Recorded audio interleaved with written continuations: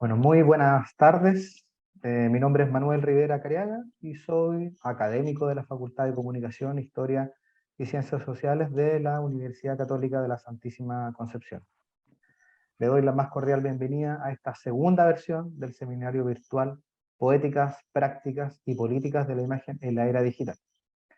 Esta iniciativa es organizada desde la ciudad de Concepción, en la región del Biobío, del sur de Chile, por un equipo conformado por académicos y estudiantes de la Facultad de Comunicación, Historia y Ciencias Sociales de la Universidad Católica de la Santísima Concepción, la UCSC, y es financiada por la Dirección de Extensión Cultural y Universitaria de la Vicerrectoría de Vinculación con el Medio de la misma universidad, mediante el concurso del Fondo de Apoyo Seminarios FAS, año 2022.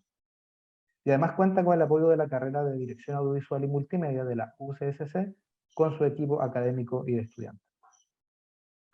En esta ocasión se desarrollará el primer panel, que lleva por título Configuraciones estético-políticas de las imágenes contemporáneas, y está conformado por 3 ponencias. La primera es Residuo y Futuro, la esperanza precaria en el cine y narrativa en Chile, 2001-2020, a cargo de Luis Valenzuela Prado, de la Universidad Andrés Bello de Chile. Bienvenido, Luis. La segunda ponencia está a cargo de, se titula Intermedialidades contemporáneas, políticas por la materialidad y la remediación, en Tiziana Paniza, Ana Vaz y Paula Martín Weber, a cargo de Valeria de los Ríos Escobar, de la Pontificia Universidad Católica de Chile. Bienvenida, Valeria, también.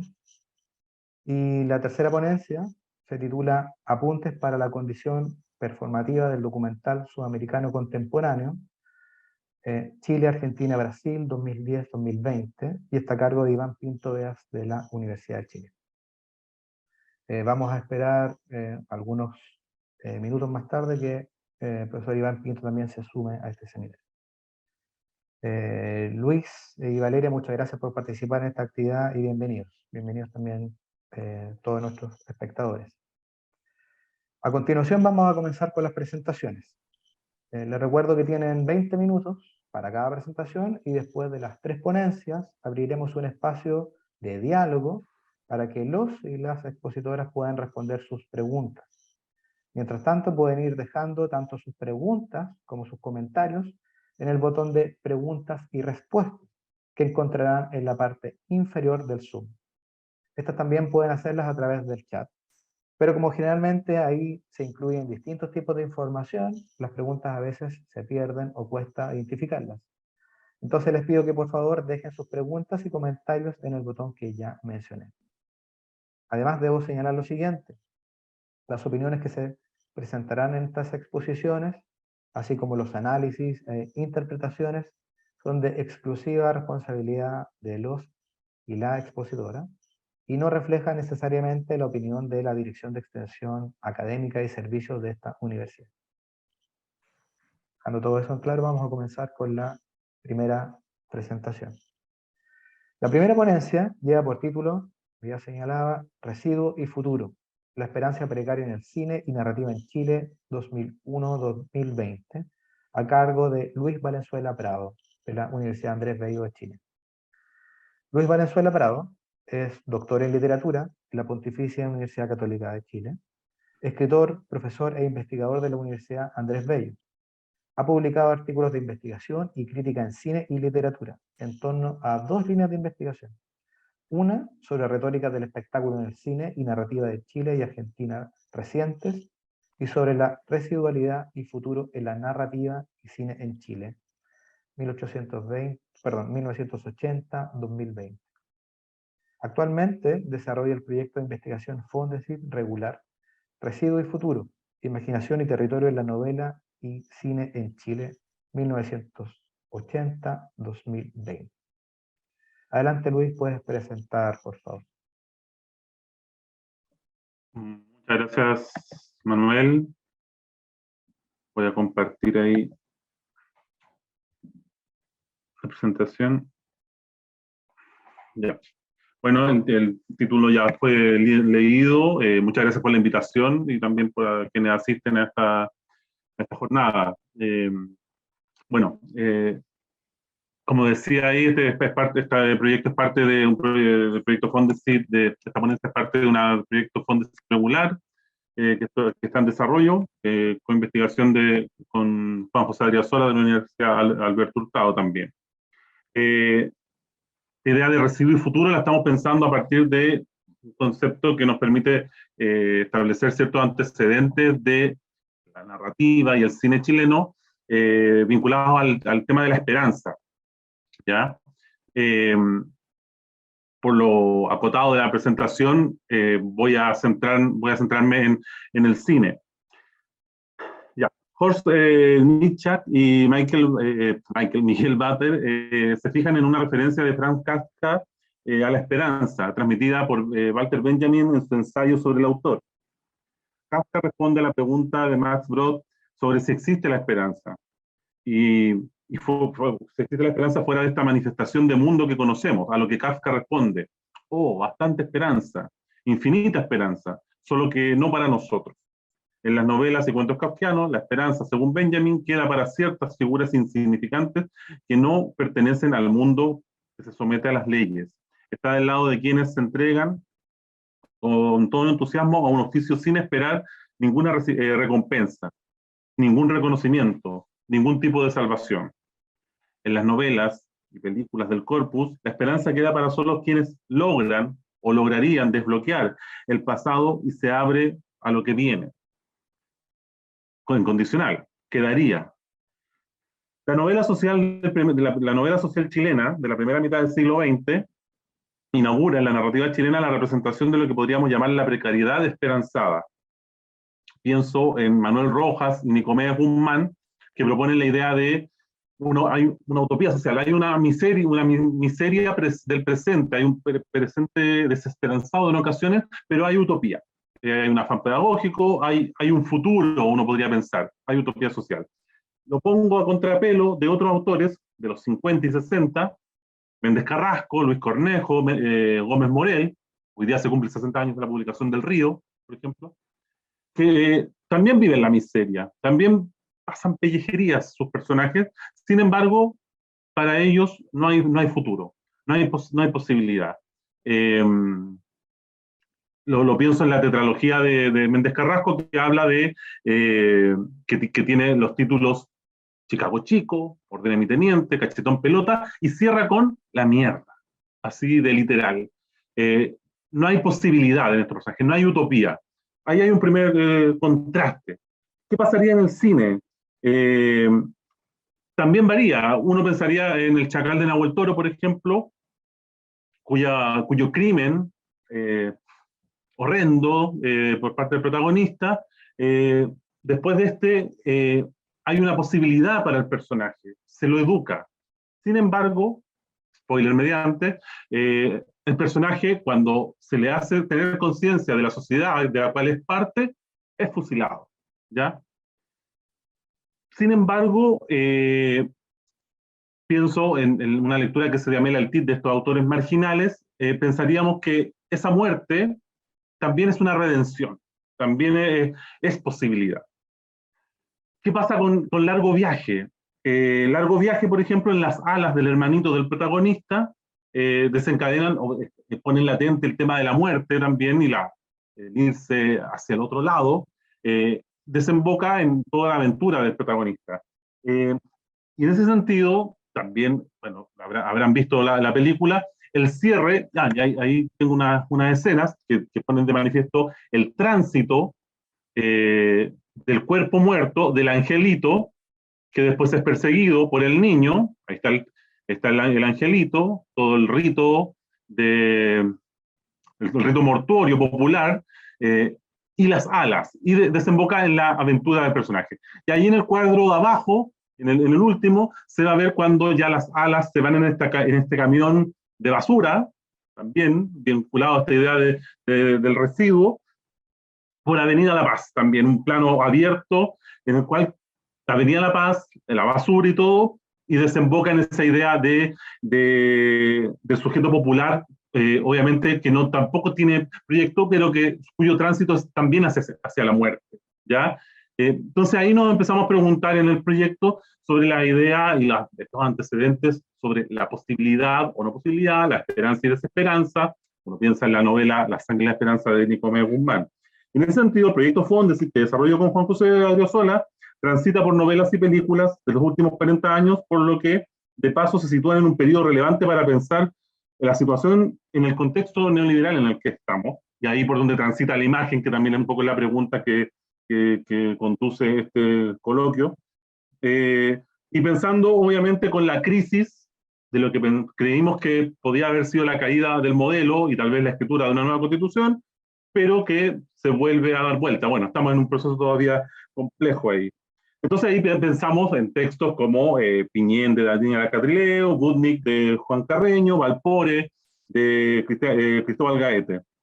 Y en el cine, y aquí me centro en de lo que quiero plantear sobre todo, pienso en el antecedente también muy noventero de Calugo Menta, y después Cuentos sobre el futuro, Harley Quinn, y El primero de la familia, los cuales erigen posibilidades pensando en potencias de precaria esperanza. ¿Qué es la esperanza? En una primera mirada, uno podría pensar que hay dos opciones de pensar la esperanza. Una esperanzada como posibilidad y otra pesimista, que bloquea, clausura el futuro. Y empiezo a pensar que sería la que estaría predominando en este corpus. David Harvey lee en Espacios de Esperanza los desarrollos geográficos desiguales en la relación con la posibilidad utópica espacial, como modo de entender su presente como un momento de nuestra historia en el cual tenemos algo de gran importancia que alcanzar, ejerciendo, y aquí destaco, un optimismo del intelecto, para abrir vías del pensamiento que durante demasiado tiempo han permanecido cerrados. Lo abierto, lo cerrado, abrir, cerrar, como esperanza y desesperanza. Por un lado, Harvey hace explícita la referencia al libro Recursos de la Esperanza de Raymond Williams para darle título a su trabajo, ya citado Espacios de la Esperanza, y por otro levanta esa idea de optimismo del intelecto a contrapelo del comentario a Gramsci, o de Gramsci sobre el pesimismo del intelecto y el optimismo de la voluntad. Dice Harvey, sin restar valor a cierto pensamiento izquierdista, sí critica el poderoso inhibidor de la acción que fue la incapacidad de pensar la alternativa por cierto pensamiento izquierdista, una alternativa a la doctrina thatcheriana, Margaret Thatcher, del no hay alternativa. Definición en la cual se hace eco al no hay alternativa al realismo capitalista de Mark Fisher, que hemos leído recientemente con bastante frecuencia.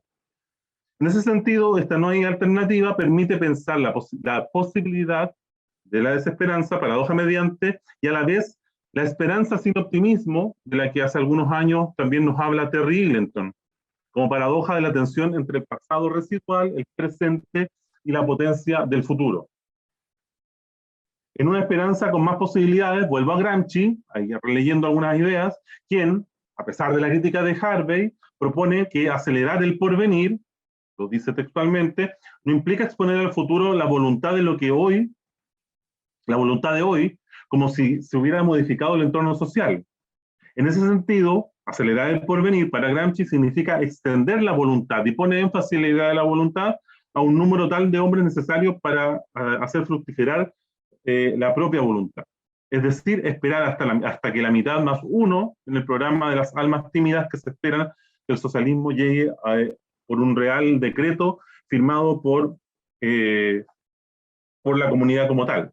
Articulamos entonces la esperanza en este proyecto como porvenir y voluntad, como posibilidad, la que tiempo después encuentra eco en otro crítico como Buenaventura de Sousa Santos, quien también critica la idea y fórmula paralizante del no hay alternativa. Entonces ahí tenemos la esperanza de quienes creen en la esperanza como tal, versus los que hablan de la desesperanza y el no hay alternativa. Entonces, esta fórmula paralizante del no hay alternativa, ideología dominante que ha estado desertificando de desierto el futuro, con la que no hay alternativa. Citando a Spinoza, Sousa Santos afirma que las dos emociones básicas de los seres humanos son el miedo y la esperanza, las que no se distribuyen por igual entre todos los grupos sociales o épocas históricas. Por cierto, hay grupos sociales en los que el miedo supera de tal modo a la esperanza que el mundo sucede ante sus ojos sin que ellos puedan hacer que suceda algo. Pienso en el cine que vamos a ver ahora. Recién en espera, pero sin esperanza. ¿Cómo se ordenan estos grupos de sujetos populares sin posibilidades, sujetos descartados y desechados que aparecen en este cine chileno? ¿Qué rol juegan en tanto sujetos residuales? ¿Cuál es su potencia? Escena 1, Calugomenta. Imaginemos la distopía y el inicio de Calugomenta de Gonzalo Justiniano, 1990. Recuerdo que ese día caí en el planeta. Estaba a solo 2 megamicas del objetivo, dice la voz, el narrador, esta voz infante. La distopía en clave relativa, perdón, la distopía en clave realista, la realidad vivida como distopía, o algo peor que eso, la soledad, el desamparo o la falta de un destino. En mi primer contacto con los nativos, continúa esta voz infante, aprendí que el tiempo en este planeta se dividía en días, lo que nunca logré entender, pues todos los días eran iguales. Ellos estaban siempre ahí, botados, como abandonados. Sí, Cerro cita. Se trataría entonces de sujetos residuales de la modernidad y la globalización, del modelo neoliberal también, diría Bauman. Sujetos residuales que también afirmo en estas líneas funcionan como sujetos marginales, subalternos, otros, derrotados, vencidos, los nadies, el lumpen.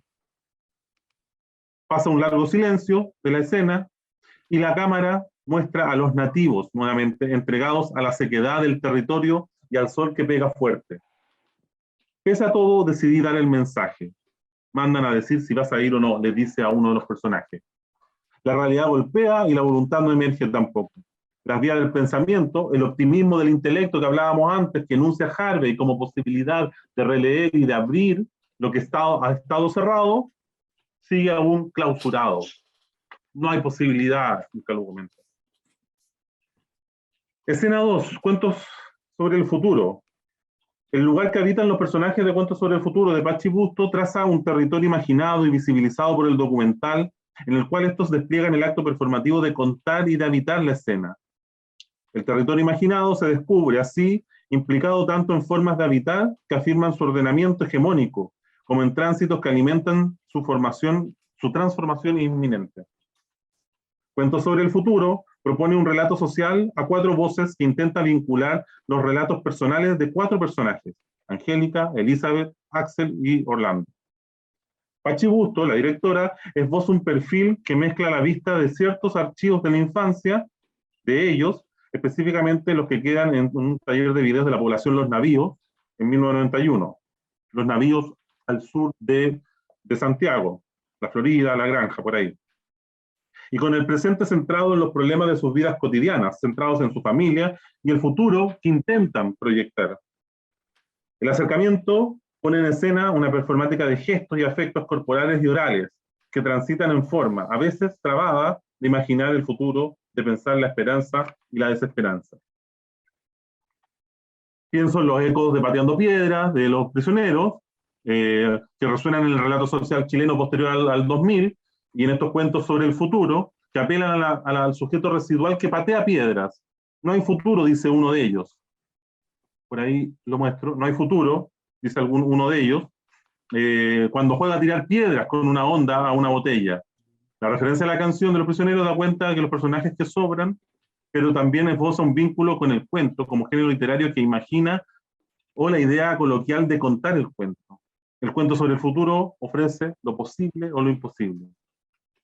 El documental apuesta entonces por remarcar la idea de una juventud sin futuro.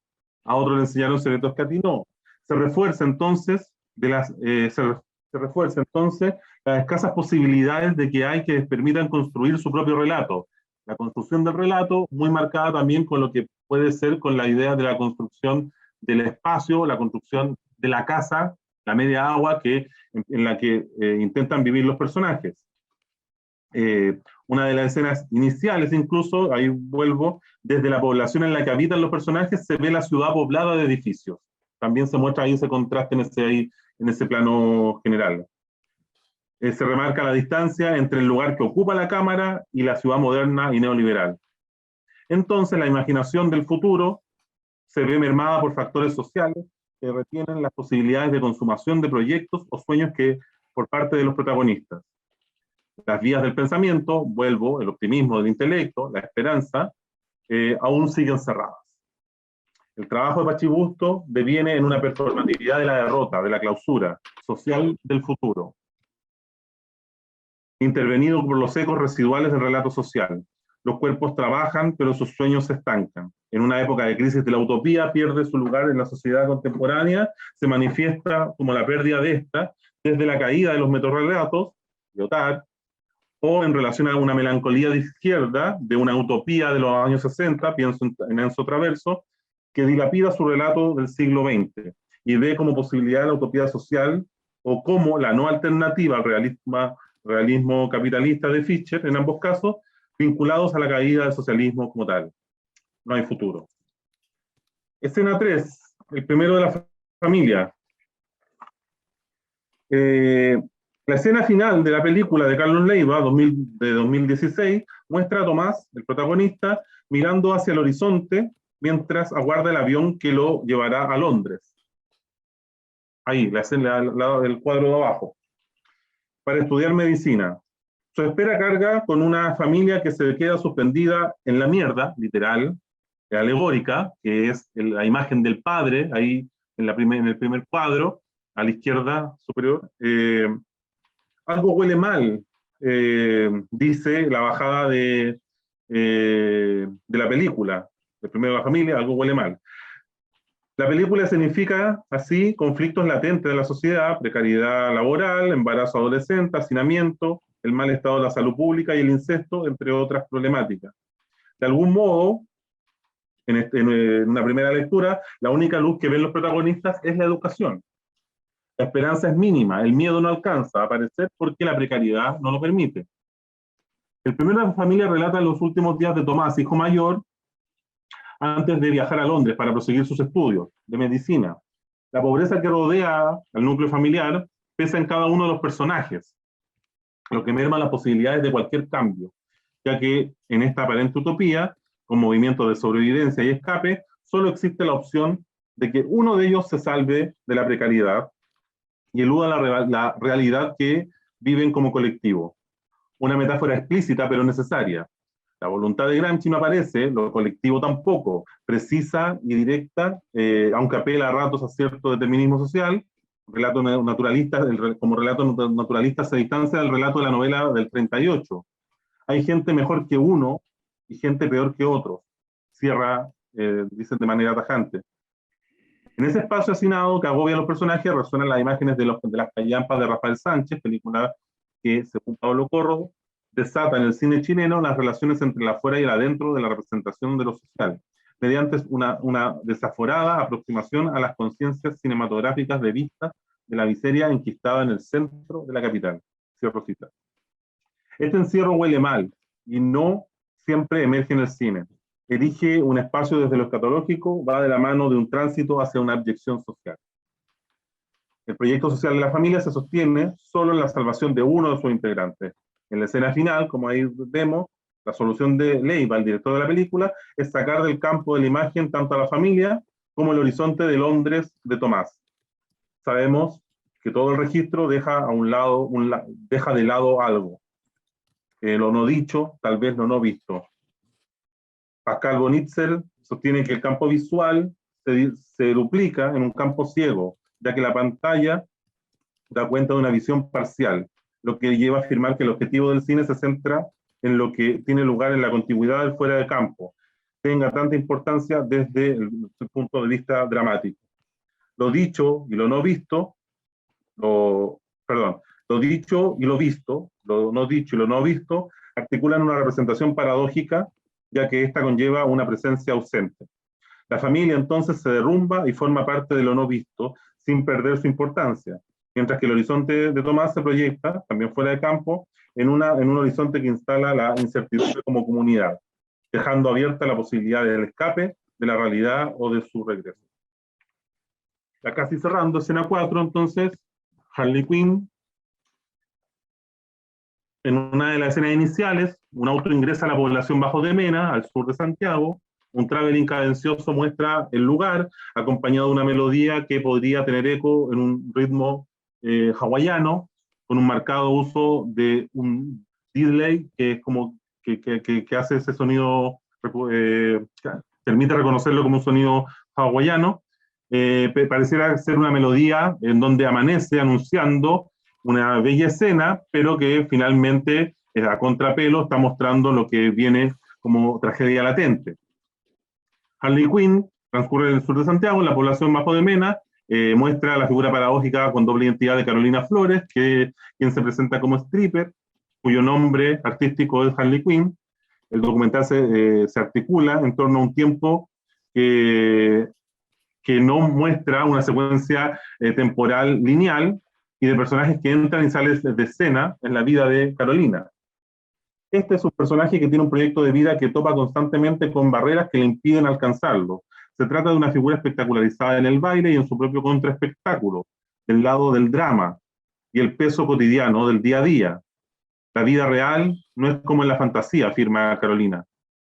Por un lado, se moviliza en la marcha feminista, como todo, como modo de vida cuestionador, alerta machista, que todo el territorio se vuelva feminista, se escucha, y por otro, asume la tragedia, pierde a los dos hijos en un incendio, aunque se mantiene en pie. Y ahí vemos la escena, no es un plano abierto, es un espacio cerrado, el cuadro de la casa después del incendio, o sea, todo se quemó y finalmente también los personajes ven clausurado y cerrado obviamente cualquier posibilidad.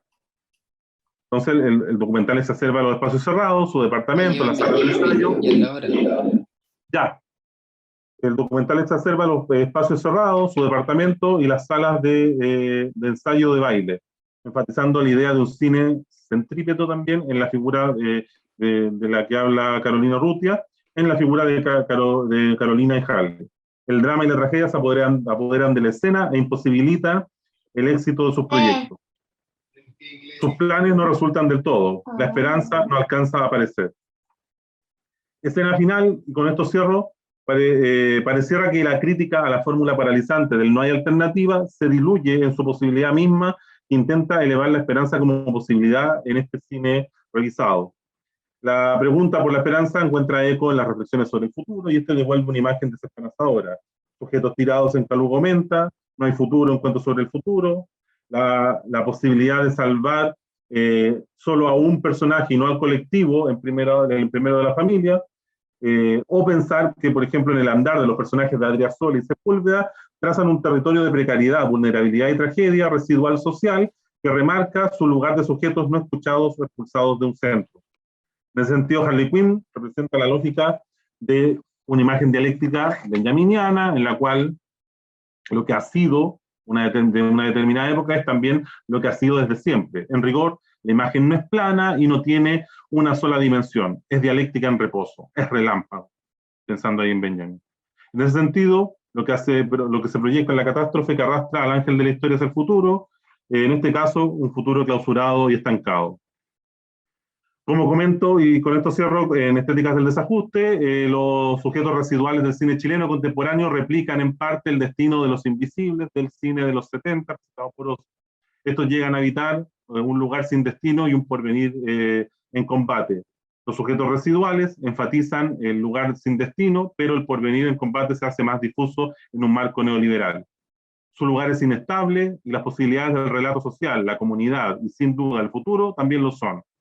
Ellos y el pueblo ven su futuro clausurado. Pienso en Didi Uberman y las luciérnagas de Pasolini, momento en el que las imágenes y los pueblos han sido reducidos. Las primeras a puros procesos de sometimiento y los segundos han sido, y los segundos a puros cuerpos sometidos. El residuo social, entonces, queda condenado a ese destino, aunque la imagen cinematográfica, en parte, al visibilizar, lo recupera, restituyendo cierta posibilidad, cierta esperanza, aunque ésta sea precaria. Muchas gracias.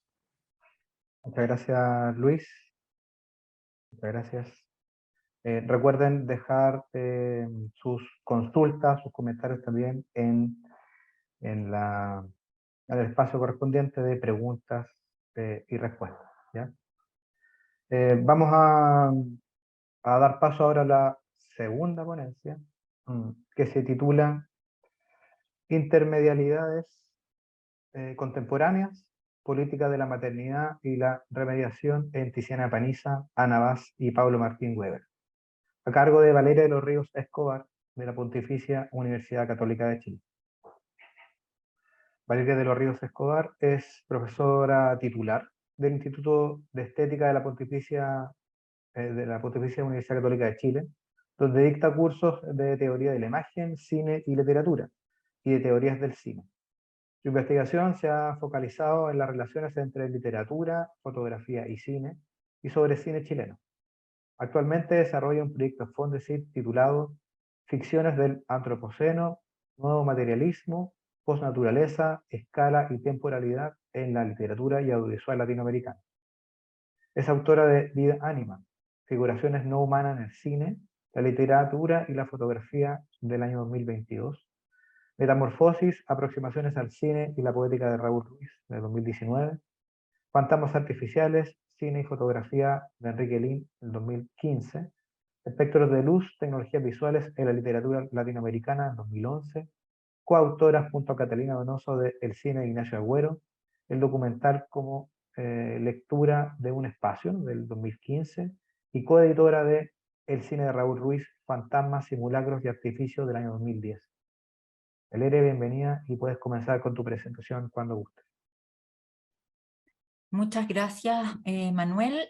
Bueno, quería dar las gracias a los organizadores por la invitación, y en virtud del tiempo voy a empezar aquí a compartir pantalla.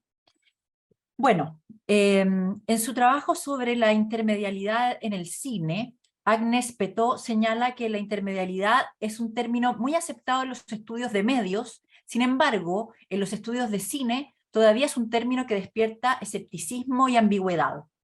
La pregunta por el carácter intermedial del cine suscita discusiones sobre la especificidad del medio que se remontan a los comienzos del cine, pero también reflexiones en torno a su condición posmediática, ya que en el contexto contemporáneo la imagen digital absorbe los medios y contribuye a la invisibilidad de lo intermedial, la idea que postulan autores como Friedrich Kittler o Lev Manovich, para quienes el medio digital constituye una especie de metamedio que incluye a todos los demás en su interior. Autores como David Rodowicz, por ejemplo, afirman que el cine ha ido desapareciendo de nuestra vida cotidiana, pero persiste la experiencia cinemática, una transformación que Jonathan Rosenbaum caracterizó como las mutaciones del cine y Francesco Cassetti como una reubicación del cine. Pero, ¿qué es, en definitiva, el cine? ¿Un medio singular, único y específico, o uno mezclado, híbrido, que combina más de un medio, como postulaba Canudo a principios del siglo XX? Por supuesto que mi intención en esta ponencia no es la de zanjar este debate que ha suscitado el interés de numerosas pensadoras y pensadores durante el siglo XX y XXI, que han puesto el acento tanto en la condición del cine como ontología o como aparato, desde las teorías de André Bazin o de Leo Baudry de la segunda mitad del siglo XX, como en la noción de experiencia de Rodowicz, recién aludida. Más que dilucidar este debate, propósito que sería demasiado ambicioso, me interesa la condición del cine como medio y la capacidad de lo intermedial para dar cuenta de los cruces y transformaciones que se producen en el contexto contemporáneo.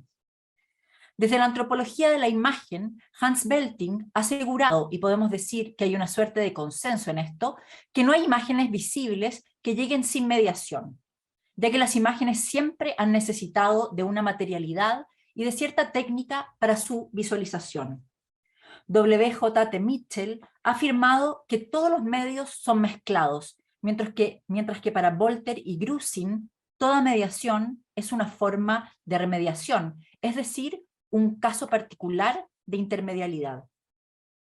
La noción de intermedio, a juicio de Petó, más que una simple acumulación de distintos medios, denota una fusión, un cruce de bordes, es decir, implica una transformación. La intermedialidad puede ser pensada, primero, como una red de interrelaciones o un sistema de convergencia de los medios, como un acto performativo o una ars combinatoria, como una border zone o un espacio heterotópico, o finalmente como parte de lo figural.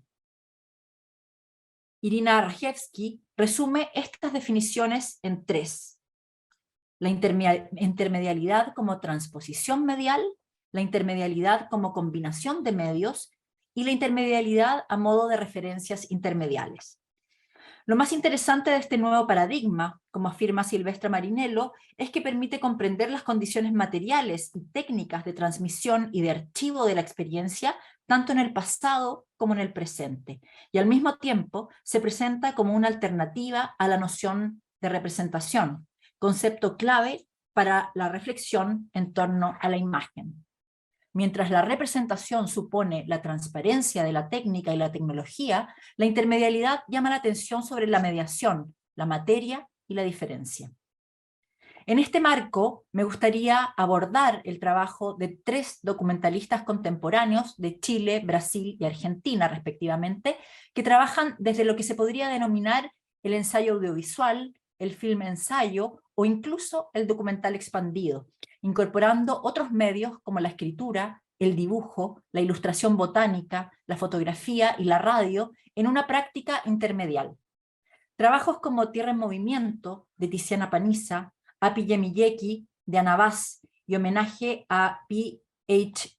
Goose, de Pablo Martín Weber, articulan un archivo de materialidades diversas que van más allá del cine para interrogar la inmaterialidad digital y las políticas del presente.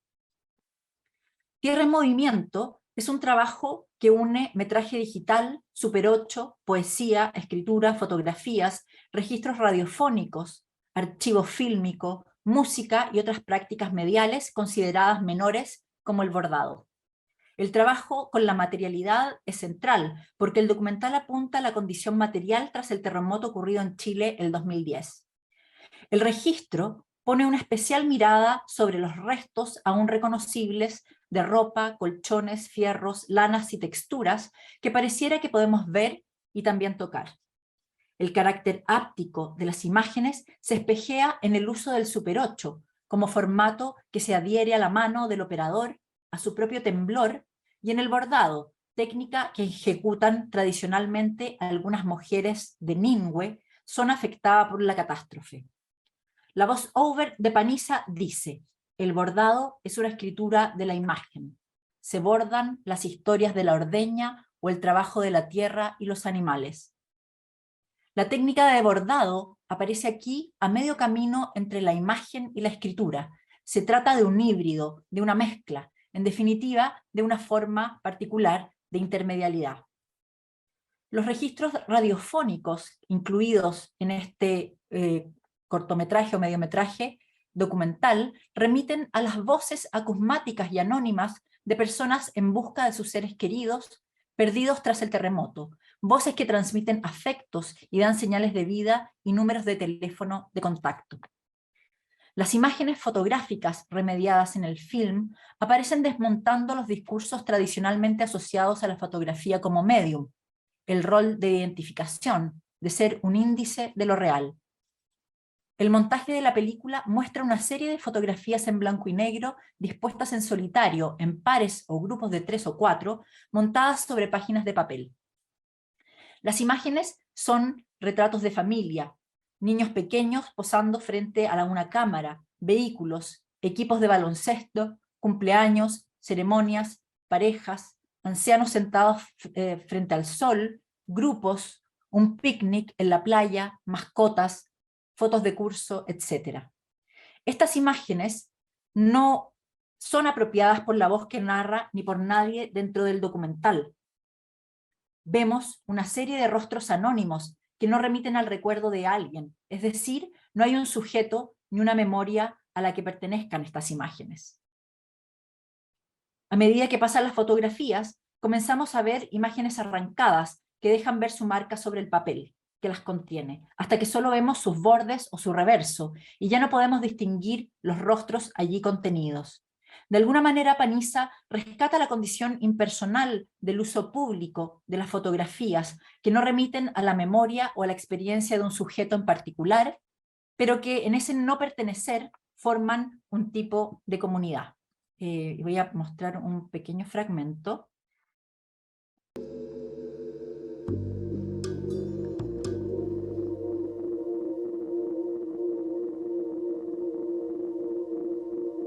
Las fotografías son lo único que se rescata. Y después del terremoto, los vecinos que salen a la calle con bancas, mantas y termos de té parecen estar haciendo una vigilia religiosa. Se cuidan, se preguntan por los hijos. Tienen una actitud grave y contemplativa que no es de indiferencia ni de resignación. Existe la capacidad de reconstruir y parchar, la conciencia de que en cualquier momento hay que recomenzar desde cero.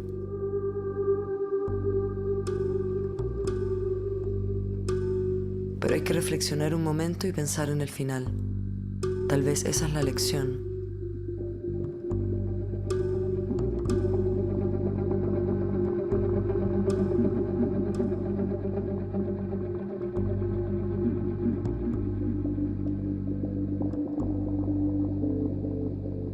Quizá la catástrofe provoca en la gente cierto estado de sabiduría, de amor.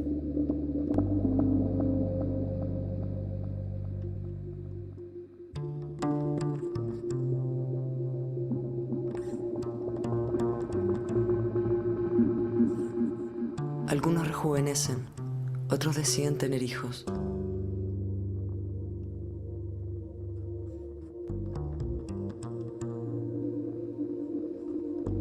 Los que viven al borde de las placas tectónicas son una especie de nación repartida por el mundo, donde el olvido parece ser una muleta para seguir viviendo en esta geografía inestable.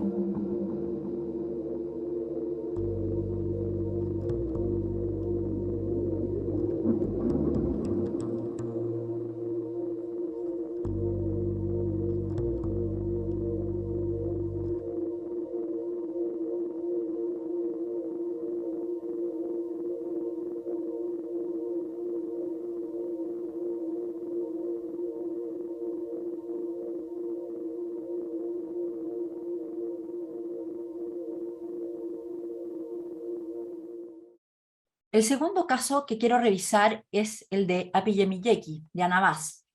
Este trabajo, grabado en fílmico, comienza con imágenes en blanco y negro de edificios y monumentos de la ciudad de Brasilia, símbolo de la ciudad modernista y de la carretera BR-147 que la dictadura brasileña construyó en medio de la selva, provocando el genocidio de los indígenas Waimiri Atoari. El cortometraje carece de voice-over y utiliza la grabación de un mensaje telefónico de una de las productoras del documental, en el que comunica la localización del educador Egidio Schwade, quien alfabetizó a los indígenas amazónicos durante el periodo, y cuyo archivo fue utilizado como evidencia forense del genocidio de los Waimiri Atoari, una comunidad para la que la dictadura nunca terminó, según señala la voz acusmática en el film. En su testimonio, Schwade cuenta que alfabetizó siguiendo el método de Paulo Freire, y por ello recolectó cientos de dibujos y primeras escrituras de los indígenas en los que muestran sus costumbres y algunos de los episodios de la historia del pueblo. A través del montaje y la sobreimpresión, Vaz reúne el registro de la carretera y el río Urubí, fotografías de los indígenas con el río, dibujos de los helicópteros y el bosque. En una secuencia vemos una serie de objetos del hombre civilizado que se proyectan sobre los papeles ubicados en una mesa. Van acompañados del sonido del río, instrumentos autóctonos, cantos y el sonido de automóviles que pasan por la carretera que ahora reemplaza al bosque. De esta manera, el pasado y el presente se entrelazan en un tiempo que también podríamos llamar intermedial. Entre los objetos enumerados se cuentan un cuchillo, un reloj, un rifle, una motosierra, aviones y helicópteros en un relato elocuente y simbólico de la violencia y el tiempo del progreso que provocaron la destrucción y el exterminio. Destaca el rol que Egidio Schwade cumple como mediador, es decir, como intermedio entre los Waimiri Atoari y nosotros, los espectadores. El tratamiento de los dibujos y de las imágenes fotográficas señala su condición de materia vibrante, de archivo vivo de los acontecimientos, al mismo tiempo que su carácter intermedial en su versión transformadora, ya que estas fotografías y dibujos dejan de ser entidades separadas con bordes claramente definidos para transformarse en otra cosa, viva y propiamente intermedial. Y aquí también quiero mostrarles un pequeño fragmento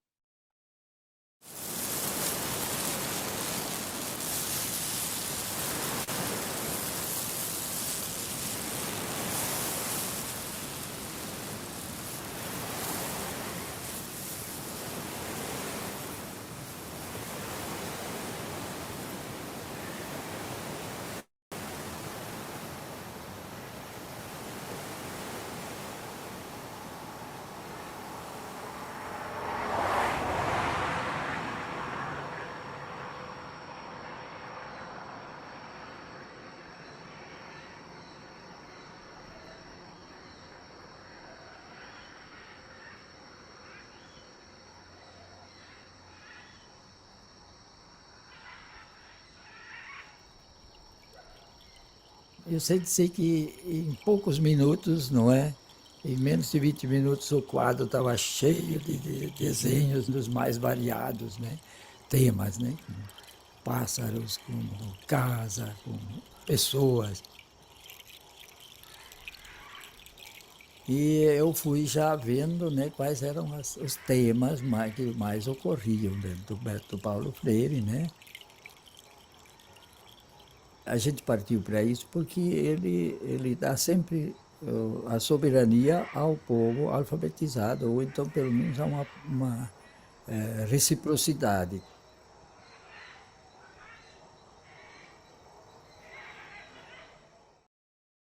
Bueno, en virtud del tiempo voy a dejar hasta ahí, pero me interesaba mostrar cómo en esta película se mezcla la parte sonora y audiovisual y se trabaja desde allí para crear un sentido nuevo.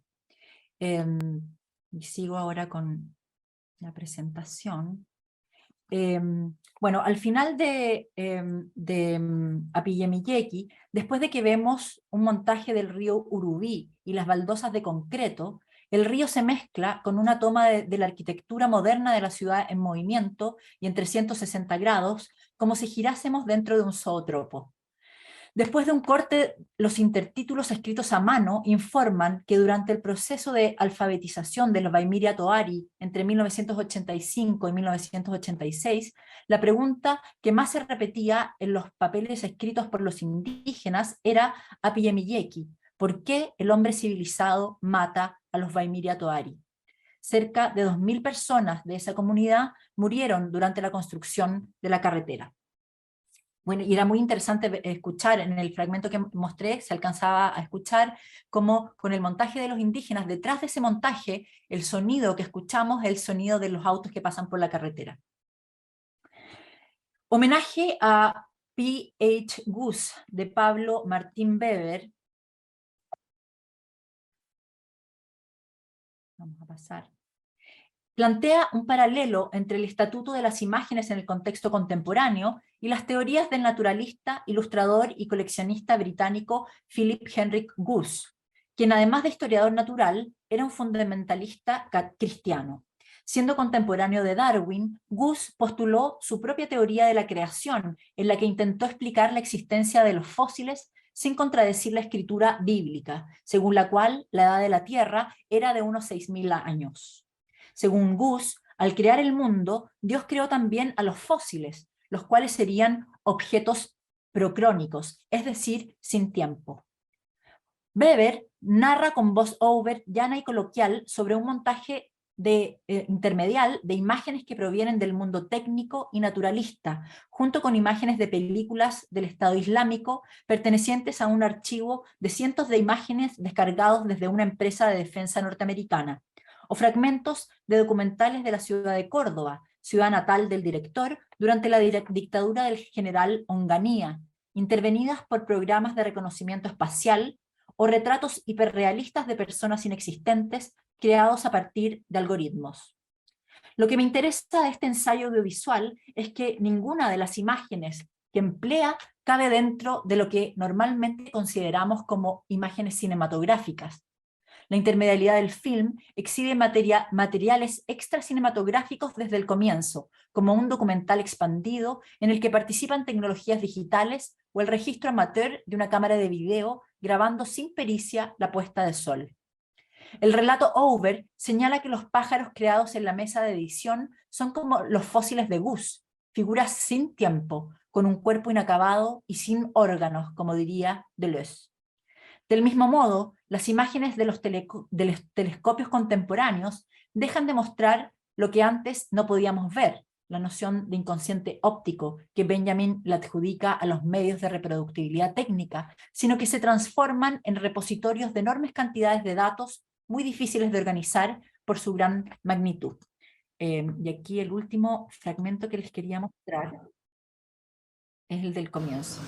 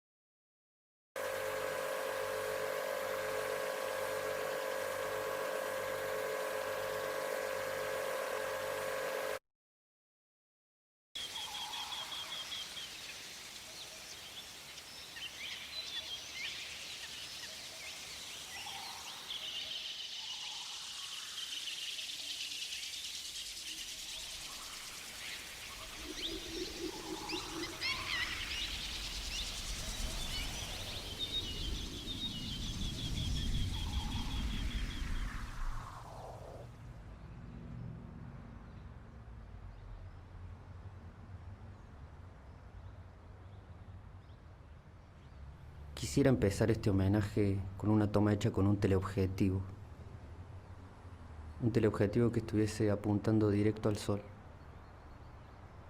Un atardecer en Barrio Los Plátanos. Quisiera empezar con una toma dubitativa, hecha por un camarógrafo que no sepa muy bien lo que hace. Que vaya hacia la estrella y vuelva, sin demasiada convicción. Quisiera montar tomas de impronta científica. Este es un homenaje a un hombre de ciencia, al fin y al cabo.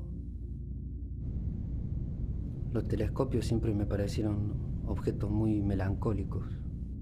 Y es melancólico porque la máquina ve algo que nuestro ojo no puede, algo que antes no estaba ahí. Y ahora es peor. Los telescopios se convirtieron en máquinas probabilísticas. Almacenan tantos datos que la NASA no sabe cómo organizarlos, cómo discriminarlos, cómo almacenarlos. Un astrónomo hoy es alguien que escribe algoritmos, básicamente. Un obrero que intenta interpretar esa cantidad aplastante de datos. Cómo separar la señal del ruido.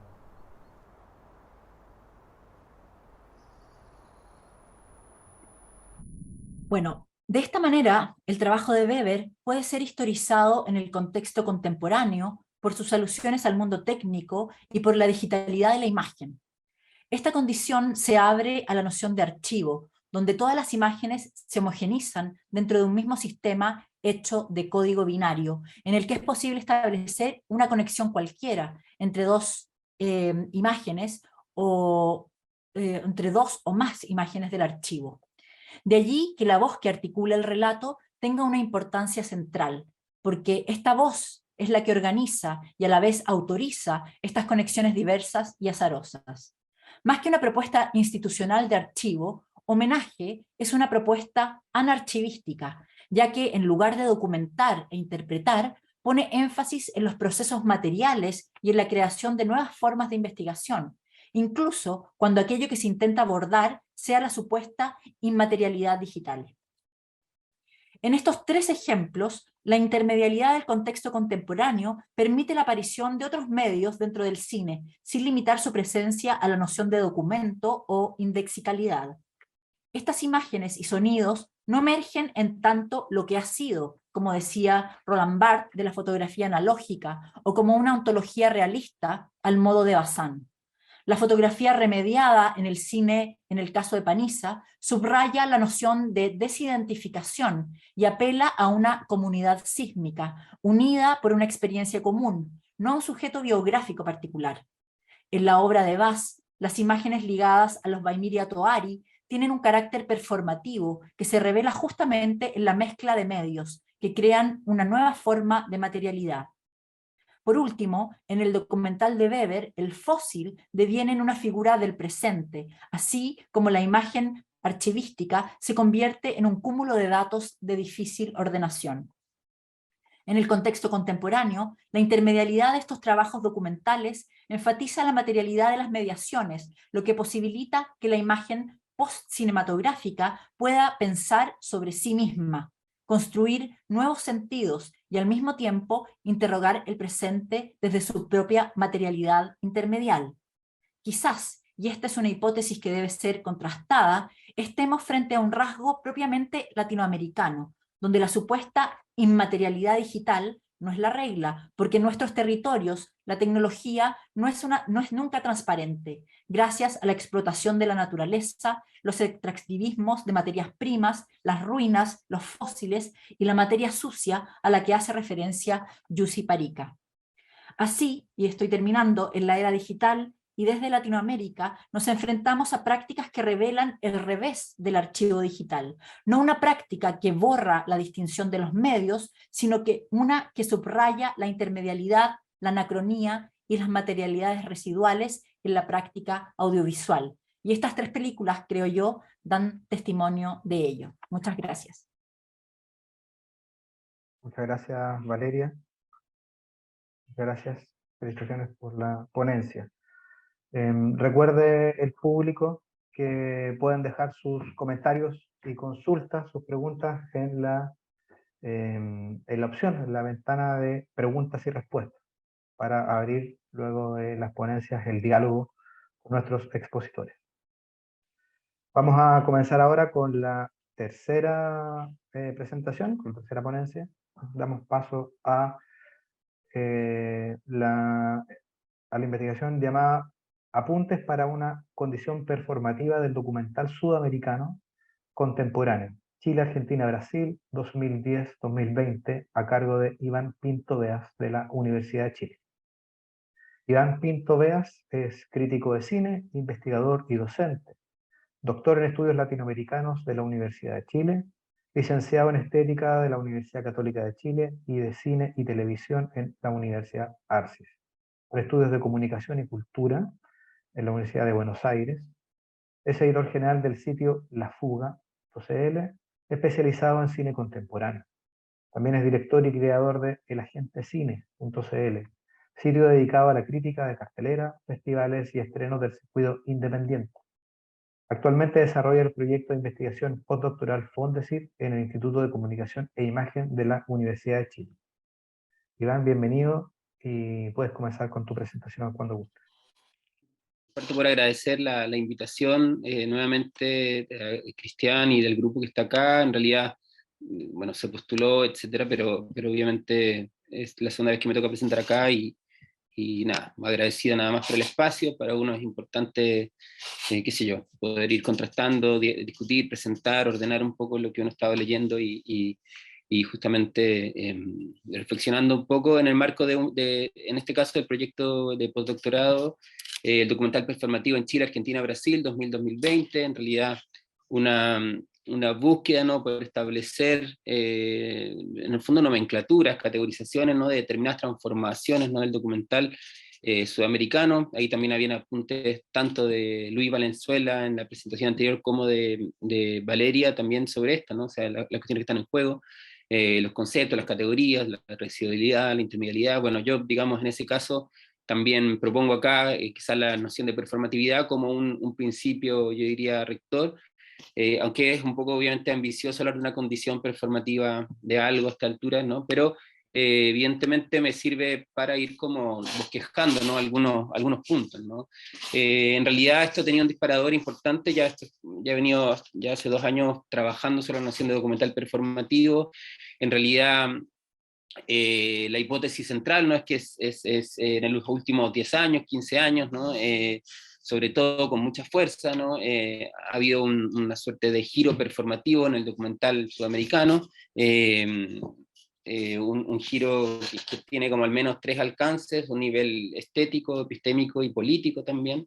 Y donde este lugar, digamos, de lo performativo no solamente una modalidad de representación, sino también, sobre todo, una transformación de los modos de operar de y desde las imágenes documentales, ¿no? Que exceden un poco las maneras de haber sido leído por, digamos, las teorías documentales más, que digamos, pensaron esto el documental performativo a partir de las ideas de Nichols centralmente, la cuestión de los acentos subjetivos, ¿no? En la representación documental, ¿cierto? En oposición justamente a los modelos clásicos de representación, o quizás, aunque esto es más discutible, ¿cierto?, la dimensión teatral de la puesta en escena, o el artificio, ¿no?, que, digamos, planteó también Stella Abruzzi en su momento. Obviamente yo me siento más próximo al planteamiento de Stella Abruzzi, pero yo pienso que justamente no hay una especificidad del documental sudamericano, de acuerdo a sus contextos históricos, políticos, que digamos, llevan algunas de las dimensiones, ¿no?, del performativo, digamos, documental, ¿no?, hacia zonas incluso más agudas, ¿no?, de las cuales ha sido pensada en centros, digamos,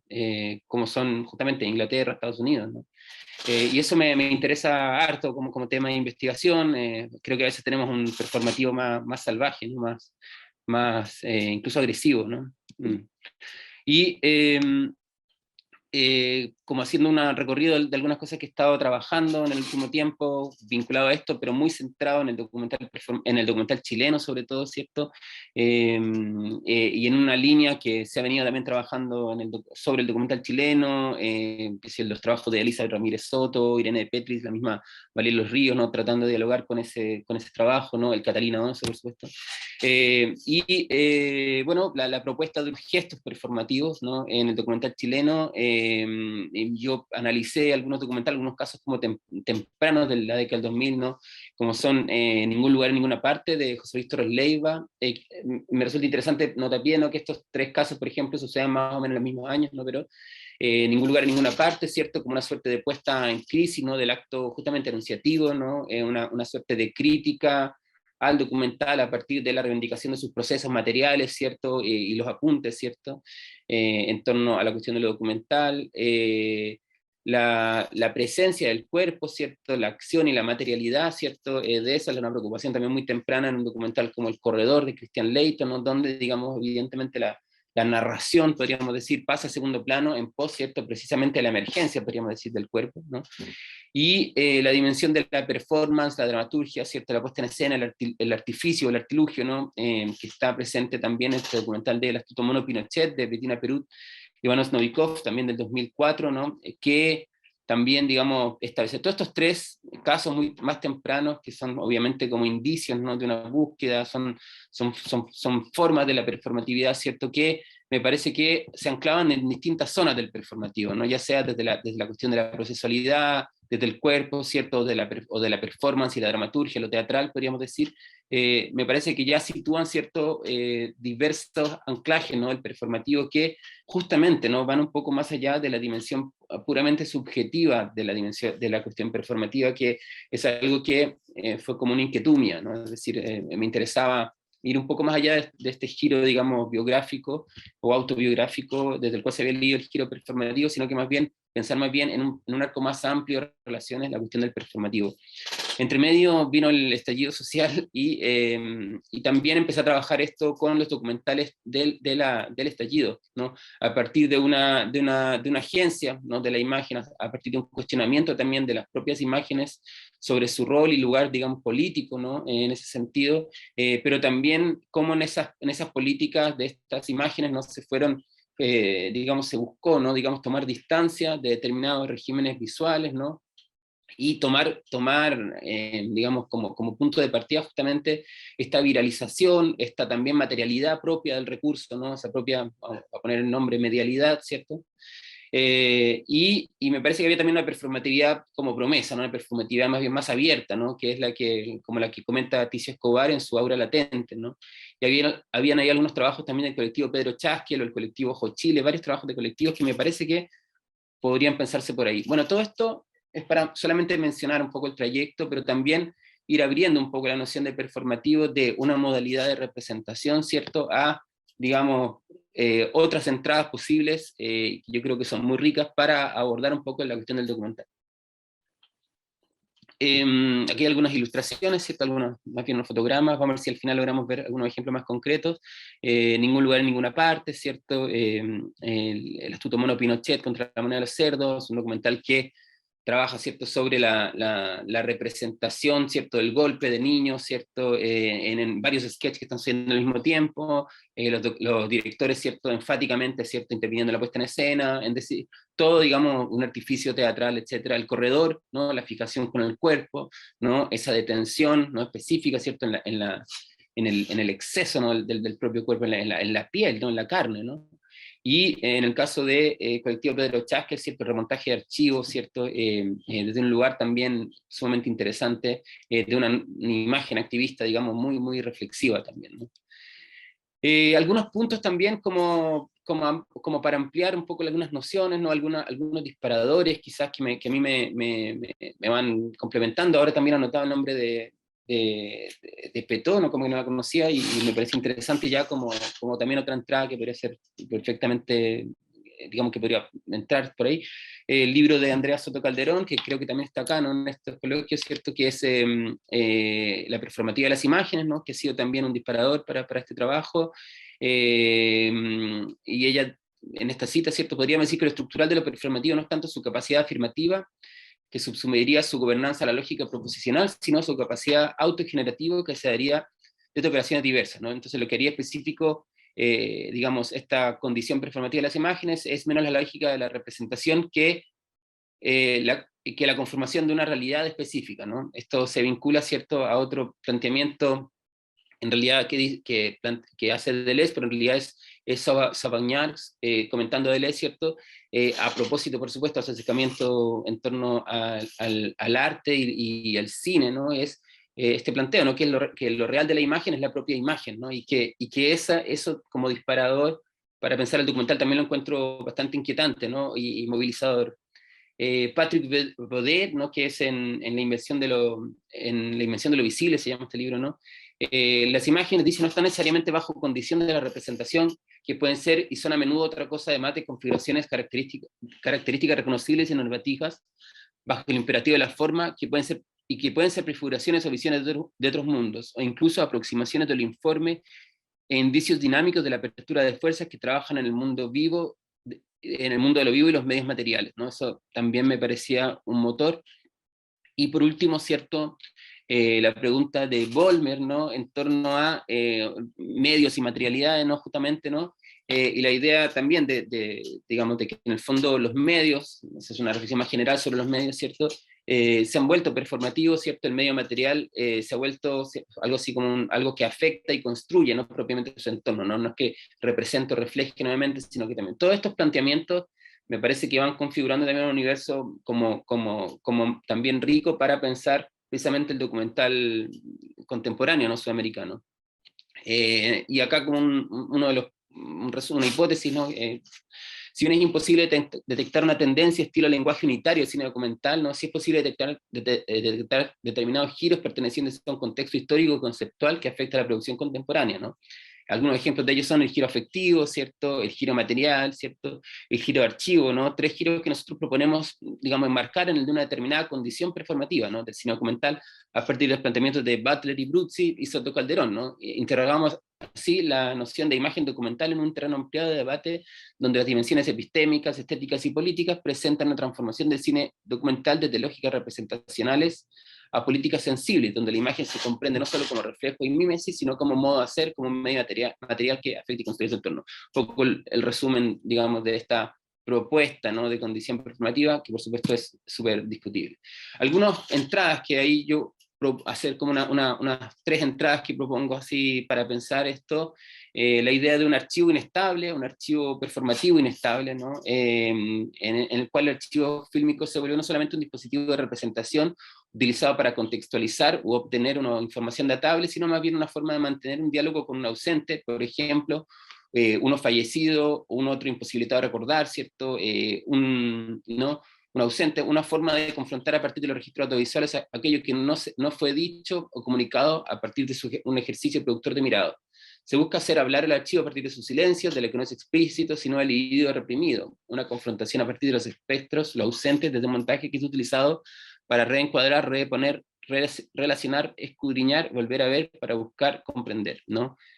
Hay también la idea de Ben Richter, por supuesto, archivo performativo, ¿cierto? Donde, digamos, él plantea, ¿cierto?, una tensión entre acercamientos clásicos al documental de archivo, ¿cierto? Y acercamientos modernos, ¿no? Donde centralmente, ¿cierto?, en ese acercamiento moderno se busca desestabilizar el significado de la imagen y particularmente la autoridad del archivo, ¿no?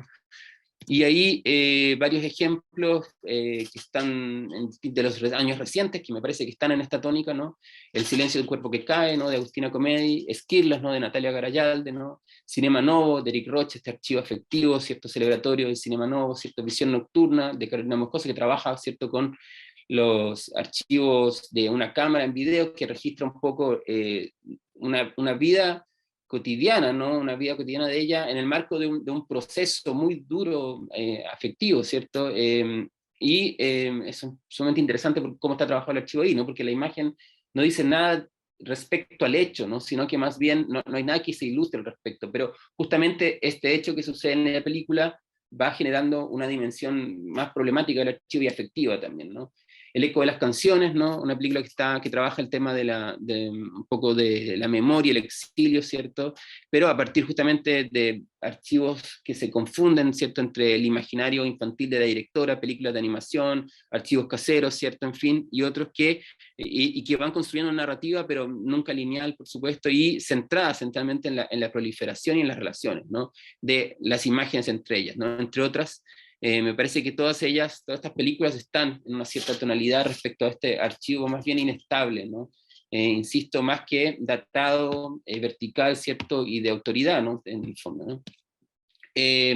Otra entrada que me parecía interesante, para resumir un poco este ladrillo, pero en el fondo es la relación entre performance y performatividad, ¿cierto? A partir de esta propuesta de Diana Taylor, ¿cierto?, de lo performativo y de distinguir lo performativo y lo performático, ¿no? Donde, ¿cierto?, una más bien se vincula a la dimensión de la performance propiamente, ¿no? Quizá la dimensión más teatral de la performance, mientras la otra se refiere más bien a la cuestión enunciativa, ¿no? Más bien, ¿no? Y eso, mi equivale en otro acercamiento, propone complejiza esto, ¿no? Y dice justamente cómo pensar esta relación entre lo performático y lo performativo, entre lo performativo de la performance, ¿no? O al revés, lo performativo de la performance o una performance performativa, ¿no? Y como que juega un poco con eso, con esa tensión, ¿no?, entre esos dos como niveles, ¿no?, entre algo así la dimensión más bien de la puesta en escena, digamos, teatral, ¿no?, y la dimensión de la discursiva, ¿no?, y creadora también. Entonces, hay algo que es interesante porque me parece que muchos algunos de estos documentales, ¿no es cierto?, que están situados en el universo contemporáneo, ¿cierto?, están trabajando esta noción, o sea, están como en esta problemática, ¿no?, vinculada a la performance y la performatividad. Y algunos, entonces ahí preguntaban, bien, ¿no?, pensar lo performativo en la performance, ¿no?, es una pregunta, ¿no? Entonces, por ejemplo, ahí pensaba casos sumamente interesantes, ¿cierto?, que han trabajado sobre esto, en torno al cuerpo, la identidad, ¿cierto?, un poco la máscara, ¿no?, la ficción también, ¿no? Pero aún, digamos, en el borde borroso, ¿cierto?, de lo documental, ¿cierto?, como es el caso de los trabajos en general de Camila José Donoso, pero pongo en marco, ¿cierto?, Casa Rochelle, ¿cierto?, que es un documental en torno a las identidades queer, ¿cierto?, en un espacio, ¿cierto?, en realidad identidades trans, ¿no?, en un espacio donde digamos, los límites precisamente entre la construcción, ¿no?, del género y del yo, ¿cierto?, y, digamos, lo real de eso y la ficción de eso están sumamente borrados, ¿cierto?, en ese espacio que es Casa Rochelle, ¿no? Por supuesto, los trabajos de Carolina Sepúlveda José Luis Sepúlveda y Carolina Díaz Sola, ¿cierto? Ya mencionada, ¿cierto? Por Luis, ¿cierto? Harley Quinn, ¿sí? Y El Siciliano, ¿no? Que es una película un poquito anterior, donde, por supuesto, los personajes, justamente, ¿no? A partir de esta relación con la cámara, la exhibición, ¿cierto? Y el juego, ¿cierto? Con la puesta en escena, en fin, la máscara, nuevamente, ¿no? Hay como un desborronamiento del límite entre esa realidad creada para la cámara, ¿cierto? Y algo así lo que sería el en sí. En realidad no hay un en sí, ¿no? Justamente todo, digamos, está hecho o es producido a través de esa relación entre estos sujetos y la cámara, ¿no? Y nuevamente, ¿no? En la relación, o sea, en el caso del Siciliano, esa relación entre lo performativo y la performance se vuelve radical, ¿no? Porque realmente uno podría decir que la performance del Siciliano sigue sucediendo incluso después de su muerte, ¿no? Que es el plano final de esa película, ¿no? Cuando está justamente ahí en féretro y, digamos, la performance creada, ¿no es cierto?, por este personaje como modo de vida, se mantiene viva, ¿no? A pesar, ¿no es cierto?, que él, digamos, fallece en la película, ¿no? Y Branco Sai Preto Fica, una película maravillosa de Dirley Queiroz, en realidad casi todo el trabajo de Dirley Queiroz, donde la noción, por supuesto, de documento y ficción están muy combinadas, muy trabajadas a partir de una potencia utópica y distópica, yo diría, la ficción, ¿no? En el marco, ¿cierto?, del retrato, ¿cierto?, de una ciudad, de esta ciudad donde viven los personajes, una ciudad satélite, ¿no?, de la Brasilia, ¿no?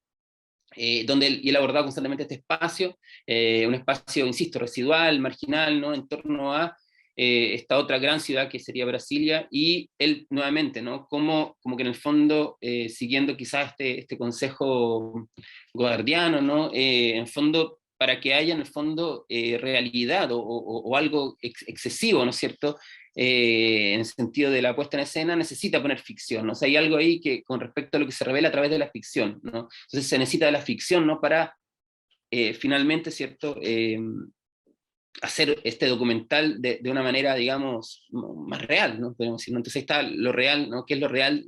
Lo real en la imagen, ¿no? Estos juegos, bueno, están entre la dimensión, insisto, de lo performativo y la performance, ¿no?, que me interesa mucho. Finalmente, siguiendo un poco algunos de los acercamientos, digamos, actuales, ¿cierto?, que también han insistido mucho en eso, pero es evidente, ¿cierto?, que también hay un giro material en el documental, la materialidad como agencia, como ha sido muy citado en diversos lados, Bennett, ¿cierto?, Barat, ¿cierto?, entre otros. Barat tiene la propuesta, ¿cierto?, de una materialidad performativa incluso, ¿no?, que también puede ser pensada, y yo adhiero a eso, ¿cierto?, justamente a partir, ¿cierto?, de este acercamiento, de estos enfoques, ¿cierto?, que también yo diría que el giro, ¿cierto?, material de la imagen también está vinculado, ¿cierto?, a esa propia pregunta por la materialidad, ¿cierto?, y entonces hay una vinculación finalmente entre esa agenda, podríamos decir, Bennett, Barat, etcétera, con también la de Breckan, por ejemplo, ¿no?, quien por lo demás se interesó bastante también en esto de este giro material. Entonces, es sumamente interesante pensar ahí, digamos, esa profusa relación entre esa, podríamos decir, esa reivindicación, ¿no?, del mundo material a través de la propia materia de las imágenes.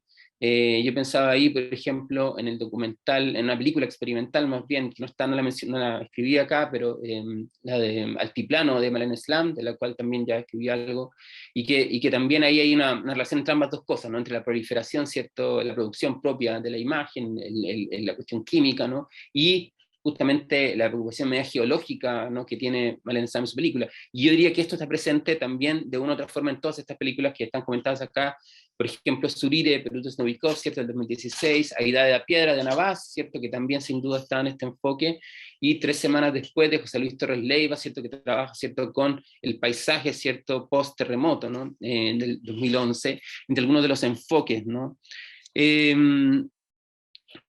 Algunos apuntes, ¿cierto?, que quizás van al cierre, pero algunas de estas entradas, ¿cierto?, son, por supuesto, el cuestionamiento de la voz y dirección, ¿cierto?, y la dirección lineal, podríamos decir, ¿no?, y las modalidades compuestas por el exceso, ¿no?, ay, perdón, se me fue el PowerPoint, perdón.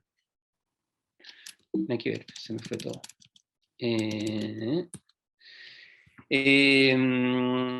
La idea de lo post-representacional como motor, esto también es algo que insiste bastante Josep Català en su último libro, Lo post-documental, ¿no? Y no podríamos hablar también no solo del post-documental, sino de esta idea post-representacional, ¿no?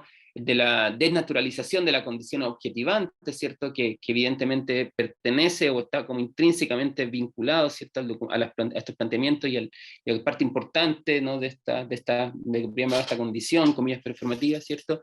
Y por supuesto una pregunta acuciante, ¿cierto? Sobre la materialidad, ¿no? de la imagen a partir de la apertura a procesos, ¿no? Más bien diversos en este plano. No sé cuánto tengo de tiempo, quizás alcanzamos a ver algo podemos, voy a ver si alcanzo a mostrar algo. ¿Cómo lo ves, Manuel? Sí, alcanzamos a ver algo, Jorgito. Vale, bien. Entonces vamos a eso. Estoy buscando ahora el VLC. Entonces, apenas un fragmento, ¿cierto?, de El Corredor, ¿no? La película de Christian Leighton del 2004, en torno a esta figura de Erwin Valdebenito, ¿no? Valdebenito, este personaje obsesionado, ¿cierto?, con poner al límite, ¿cierto?, su propio cuerpo, ¿cierto?, y es justamente lo que nosotros vemos a lo largo de la película, es justamente ese límite, ¿no? Es la historia del límite de ese cuerpo, ¿no? Lo cual es sumamente también vinculado a lo que estaba planteando. Este archivo inestable y afectivo, ¿cierto?, que está presente en Cinema Novo, ¿cierto?, de Eric Rocha, una película absolutamente no lineal, ¿no? Y celebratoria, ¿no? Del movimiento, ¿cierto?, cinematográfico Cinema Novo, ¿no?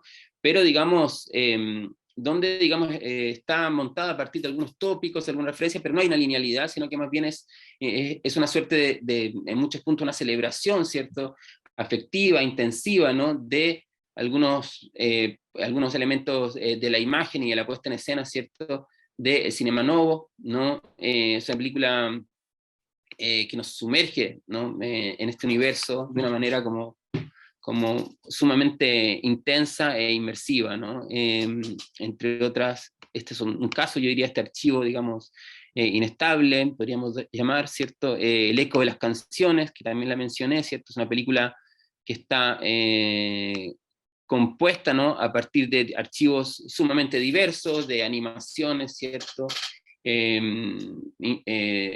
Archivos familiares que no tienen realmente un origen necesariamente, no hay una pregunta por ese origen de los archivos, sino que más bien estos se van combinando, ¿cierto?, libremente a partir de una suerte de ejercicio con el imaginario y la memoria de la época, ¿no? E insisto, no hay una dirección, aunque hay una voz en off, esa voz en off también es sumamente en primera persona, ¿no? Y un juego, ¿no?, más bien con un personaje que es como la voz de muchos personajes en realidad, ¿no? Como que esa es pero fíjense la diversidad de fuentes, ¿no?, y materiales con los cuales se trabaja al interior de esa película, ¿no? A propósito de esta performance performativa, ¿cierto? Estos personajes al interior de Casa Rochelle, ¿no?, que nosotros vamos siguiendo, los protagonistas son todos como transformistas, ¿cierto?, que viven en torno a este espacio, un espacio digamos, de libertad, es como un espacio ganado, ¿cierto?, para sujetos queer, ¿no?, para sujetos trans, ¿no?, pero también para personas que quieren vivir, ¿no?, esa identidad, aunque sea por una noche libremente, ¿no?, como que es una película que trabaja también con puesta en escena y escenas como de ficción al interior de eso. Entonces también insisto que la relación entre ficción, documental, ¿cierto?, actuación, máscara, ¿no?, más bien están borradas, pero en perspectiva, ¿cierto?, de la construcción cultural del género, ¿no?, que es lo que es como uno de los temas potentes dentro de o sea, es el tema central, ¿no?, de la película, ¿no? E insisto en esto, ¿no?, que la distinción entre eso que sería el cuerpo real y el cuerpo, digamos, queer, ¿no?, podríamos decir, o sea, como que no hay una, no es posible establecer esa distinción, y eso es algo de lo que es interesante. Branco Sai Pretofica, ¿no?, de Adirley Queiroz, ¿cierto? donde, insisto, que se trabaja ahí en el borde entre documental, ¿cierto?, y ficción, ¿sí? Pero desde un lugar, yo insisto que la ficción está hecha para iluminar, ¿no es cierto?, la vida, ¿cierto?, y la memoria, ¿no?, de este lugar, ¿no?, que es esta ciudad. Este es un DJ, ¿no?, de música funk, ¿no?, que también sueña con hacer una película de ciencia ficción, y todos esos elementos están puestos, ¿no?, al interior de la película. También está esta tecnología, ¿no?, residual, en fin, que también está presente en la película. Hay Ley Queiroz, y tenía esto, El Siciliano, también otra película que mencioné, que por supuesto quizás ya muchos han visto, pero personaje, digamos, sumamente inolvidable, ¿no? Este vendedor de pelucas, ¿no?, que tiene una inquietud, ¿no?, permanente de sí, una suerte de construcción ficcional, ¿cierto?, de sí mismo, ¿no?, es como un personaje hecho para los otros, ¿no?, y para la cámara, ¿no? Y este universo mafioso, un poco decadente, ¿no?, que lo rodea, ¿no?, en fin, y una serie de escenas. Esta escena es particularmente buena, ¿no?, porque es el lugar del carrete que está inundado, ¿no? Y ella es la persona que tiene que hacerlo. Entonces hay también una mirada también sobre el género, ¿no? Que se vuelve interesante al interior de la película. Y bueno, otro de los temas que está al interior de la película es el tema del doble, ¿no? De los dobles, unos dobles, digamos, sumamente entre dobles, este mundo de la vedette también, pero hay dobles, una serie de dobles que van apareciendo a lo largo de la película que son sumamente interesantes, que son el doble de artistas, ¿no?, como conocidos, y la película también trabaja con eso, ¿no?, como con la idea de esos dobles, ¿no?, que forman parte también de la película. Y tenía algo de Ana Vaz, que está aquí, que bueno, hay varias, ha sido bastante mencionada, pero en este caso, ¿cierto?, un acercamiento que se vincula a esta dimensión quizás de la materialidad, ¿cierto?, tanto, ¿cierto?, de la imagen como del entorno, en este caso geológico, ¿cierto?, a partir acá del acercamiento a unas estructuras monumentales, ¿cierto?, que establece, a partir de esta detención en la mirada, empiezan a aparecer como capas, podríamos decir, de significación, ¿no?, al interior del espacio, y esta como, digamos, potencia, ¿no es cierto?, geológica y geográfica que hay en este lugar, ¿no? En fin. Yo por ahí dejaría, no tengo mucho más que agregar, pero más o menos por ahí algunos apuntes sobre esta idea, ¿no?, de una condición, digamos, performativa del documental sudamericano Brasil, Argentina, Chile en los últimos años. Muy bien, Iván, muchas gracias. Felicitaciones por la presentación. Vamos ahora a abrir el espacio para conversar, para sus preguntas. A ver, vamos a ver si ya tenemos alguna. Yo tengo una. Ya. ¿O solamente por el panel? ¿O solamente Por el por público. acá? ¿Te parece que partamos por alguna del público? Dale. Y luego Iván. A ver, tengo una pregunta que aparece. Ya Valeria la respondió, pero igual si quieres después complementar un poco. Hideki Nakazaki preguntaba. Solo pedirles si pueden escribir el nombre de las películas mencionadas. Muchas gracias por tan interesante ponencia. Y ya Valeria entiendo que la respondió, ¿cierto? Sí. Sí, yo respondí las mías, pero quizá Iván y Luis quieren responder las suyas. Sí. ¿Pueden mencionar brevemente las películas que formaron parte de sus presentaciones? Decirlas también, más allá también de escribirlas, de mencionarlas. Sí, yo, bueno, ya que lo contesté por interno, son tres. Yo hablé de Tierra en Movimiento, de Tiziana Paniza, que es del 2014, Api Yemiyeki, de Ana Vaz, del 2020, y Homenaje a Henry Philip Goose, de Pablo Martín Weber, que también es del 2020. Perfecto, muchas gracias, Valeria. Luis igual presentó películas en la presentación. Sí, aquí dice anfitriones y panelistas, ¿cómo? ¿A dónde escribo? No, las puedes mencionar así, comentándolas. El futuro, el primero la familia de Leiva, cuento sobre el futuro de Pachi Bustos, Harley Quinn también como Iván, de Adriasola y Sepúlveda, y se me olvida una, claro que luego aumenta de Justiniano, pero inicialmente. Muchas gracias, Luis.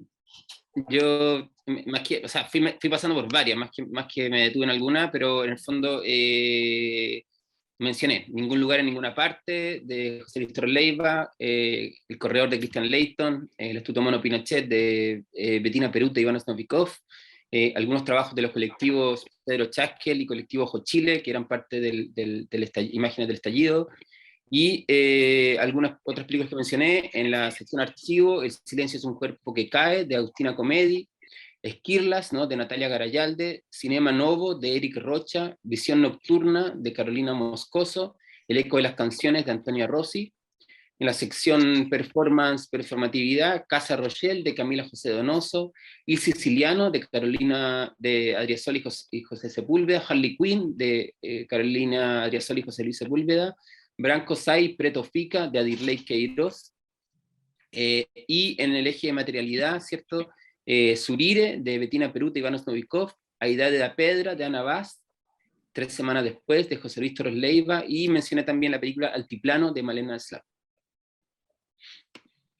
Súper, muchas gracias. Ahí tiene el público bastante material para observar y continuar reflexionando, mirando. Iván, comenzamos ahora con la pregunta que tú tenías.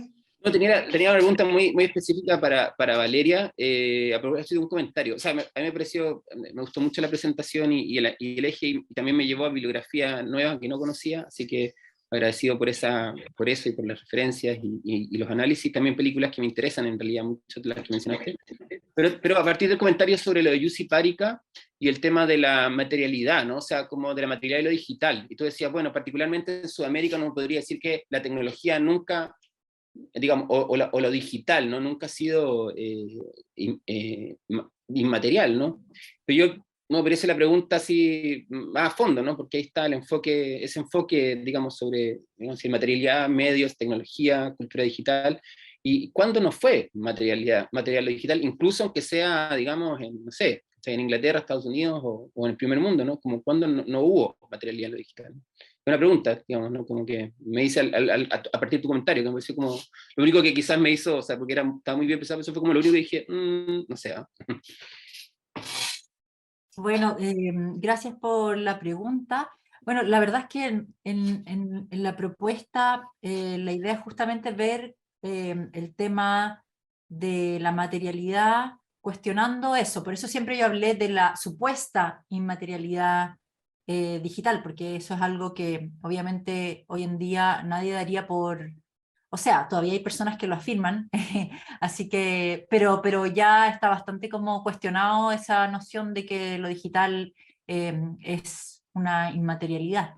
Entonces, la hipótesis que yo planteaba es que en el fondo en Latinoamérica no solamente no es lo digital algo inmaterial, sino que sobre todo se trata de demostrar lo no inmaterial que es, como hacer muy evidente esa materialidad, y eso a través de la intermedialidad. Esa era un poco la hipótesis de este trabajo, que obviamente, por eso decía que era una hipótesis que tiene que ser contrastada, porque en el fondo yo escogí 3 ejemplos solamente, y claro, decir una hipótesis tan grande de un corpus tan pequeño es un poco complejo, pero me gustaba la idea de poner esa idea como especulativa, como para poder pensar cómo sucede, digamos, en el contexto latinoamericano, y sobre todo, digamos, partiendo en esta mesa, donde Luis, por ejemplo, habló del tema de lo residual latinoamericano, que creo que yo creo que dialoga un poco con esta noción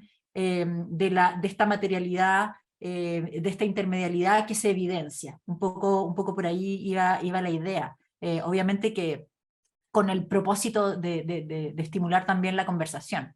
No es una hipótesis comprobada, pero me parecía interesante conversarlo como las producciones no solamente sudamericana, sino que yo decía latinoamericana, incorporando también al Brasil, porque bueno, traía el ejemplo de Anabás, y me parece que es importante como dentro del continente muchas veces no vemos, no comentamos o trabajamos muy poco lo que pasa en países limítrofes o que están, digamos, dentro de nuestro continente, y sí nos es mucho más fácil conectarnos con lo que sucede en Europa o en Estados Unidos. Entonces, como tratar de pensar lo que se produce en los territorios latinoamericanos y cómo lo que allí sucede da cuenta de una crítica y un pensamiento sobre la imagen. Eso es lo que me interesaba como abordar en esta presentación.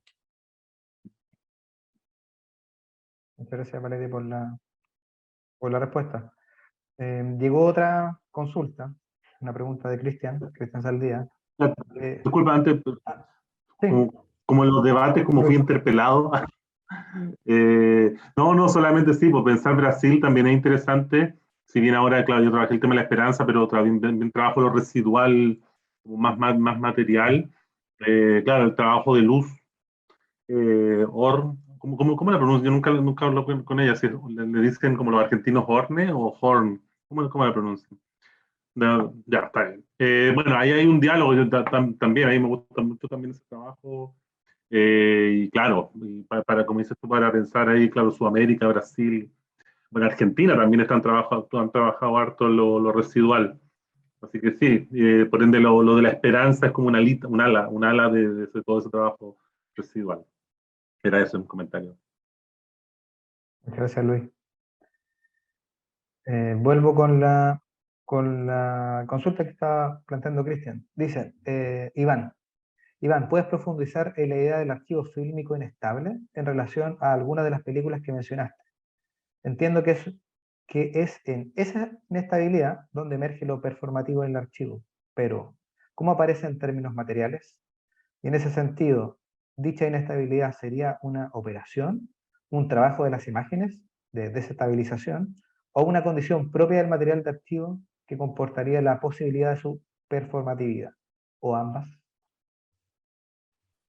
Buena la pregunta, Chris. Como yo o sea, que es como pasa mucho con la cuestión del performativo, que en el fondo o se asume como una condición, algo así como cultural y epistémica, ¿no? Y está como en todo, o B, podemos evaluar dimensiones performativas que aparecen a partir, en este caso, de operaciones. Yo trato de pensar así, ¿no? Que más bien, en este caso, ¿cierto? Está presente de esa manera, ¿no? O sea, y yo creo que sí, que por ejemplo, operaciones muy concretas como por ejemplo el montaje, de partida esto que señalaba, ¿no? O sea, sacar desde de la autoridad, del archivo, desde la autoridad, tratar de desestabilizar la autoridad del archivo, ¿no? Que viene algo así como por su propia fuerza de ley, ¿no? Como por su propia, ¿no? Arqué, podríamos decir, ¿no? Eso ya como que es un punto de partida.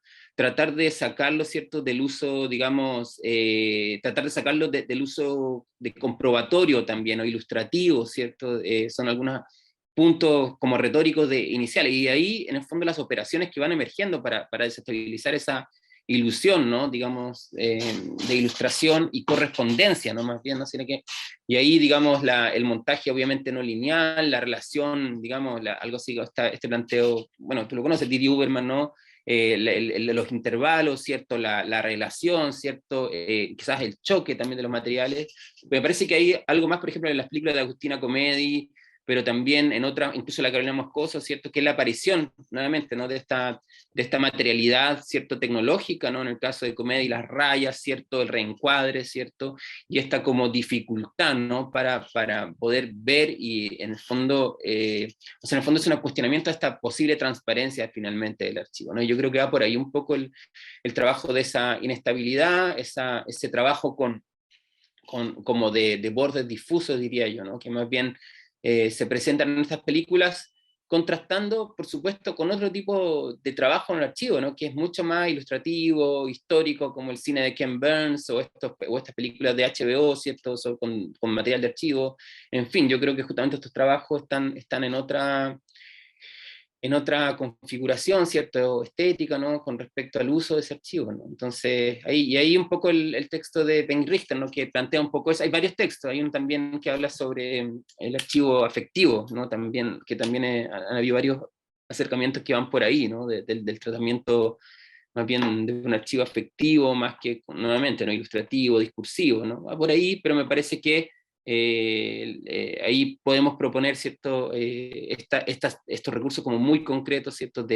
Como de cuestionamiento de la significación lineal o el significado lineal, literal, ¿cierto? Y particularmente este cuestionamiento a la autoridad, ¿no? Yo creo que El eco de las canciones, una película que en ese sentido es potente, ¿no? Porque en el fondo está trabajando como con el imaginario, ¿no? Un poco, ¿no? Entonces eso por ahí un poco son algunos puntos. No sé si te respondí, si quedó como más claro, nítido.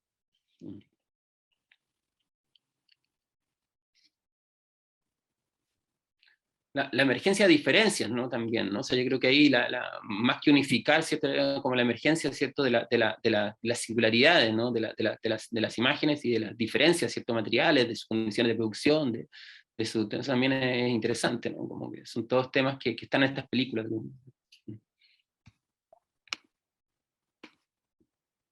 Perfecto, muchas gracias, Iván.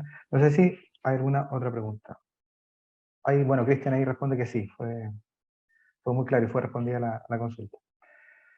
No sé si hay alguna otra consulta, o también quizás Valeria o Luis también tienen alguna pregunta entre ustedes, o hacemos alguna cierre.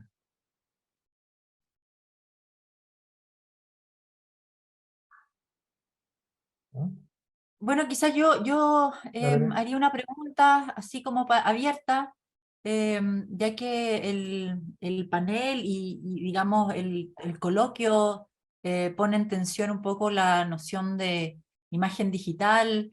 No sé si de alguna manera mis compañeros de mesa aquí pueden como profundizar un poco en esa noción, porque Luis habló, digamos, de un corpus que es analógico y también digital. Entonces no sé si en la investigación apareció esa tensión entre lo analógico y lo digital.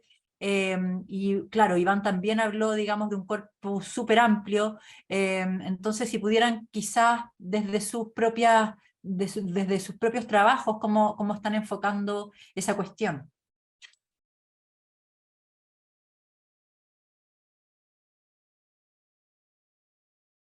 No sé si alguien quiere hablar de eso.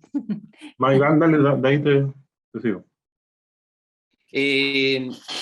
Yo no lo incluyo del todo, la verdad. He estado como que he pensado el tema más bien de estos traslapes tecnológicos y de esta como anacronismo, ¿no? Tecnológico. Eso sí lo he trabajado en películas como la de Ignacio Güero, ¿no? O estas mismas de Agustina Comedi, en fin, pero también obviamente es interesante que o sea, quizás es como semi-contradictorio, ¿no? Que nosotros vemos todo esto a partir de una pantalla o metapantalla, ¿cierto? Que es la pantalla digital, ¿no? O sea, eso es así, ¿no? Quizás yo tuve la suerte de ver alguna vez Altiplano, una película que está hecha para el 16 milímetros, no sé qué, en un formato proyectado en 16 milímetros, pude ver algo, pero en el fondo estamos como medio determinados por esa superficie de pantalla, entonces ahí lo que nos queda es más bien tratar de imaginar, ¿no? y reflexionar sobre. Igual es muy loco, bueno, y en otro texto un poco más reciente trabajé en esta línea de Párica un texto sobre esto, ¿no? Justamente a partir de una película, justamente Altiplano, pero también de otra, Casiterit, que es una película como Indonesia, ¿no? Que trabaja sobre el tema de la producción, justamente la producción del estaño, ¿no? Y de cómo el estaño es el material base, ¿no? Para casi todos los aparatos digitales, celulares y tal.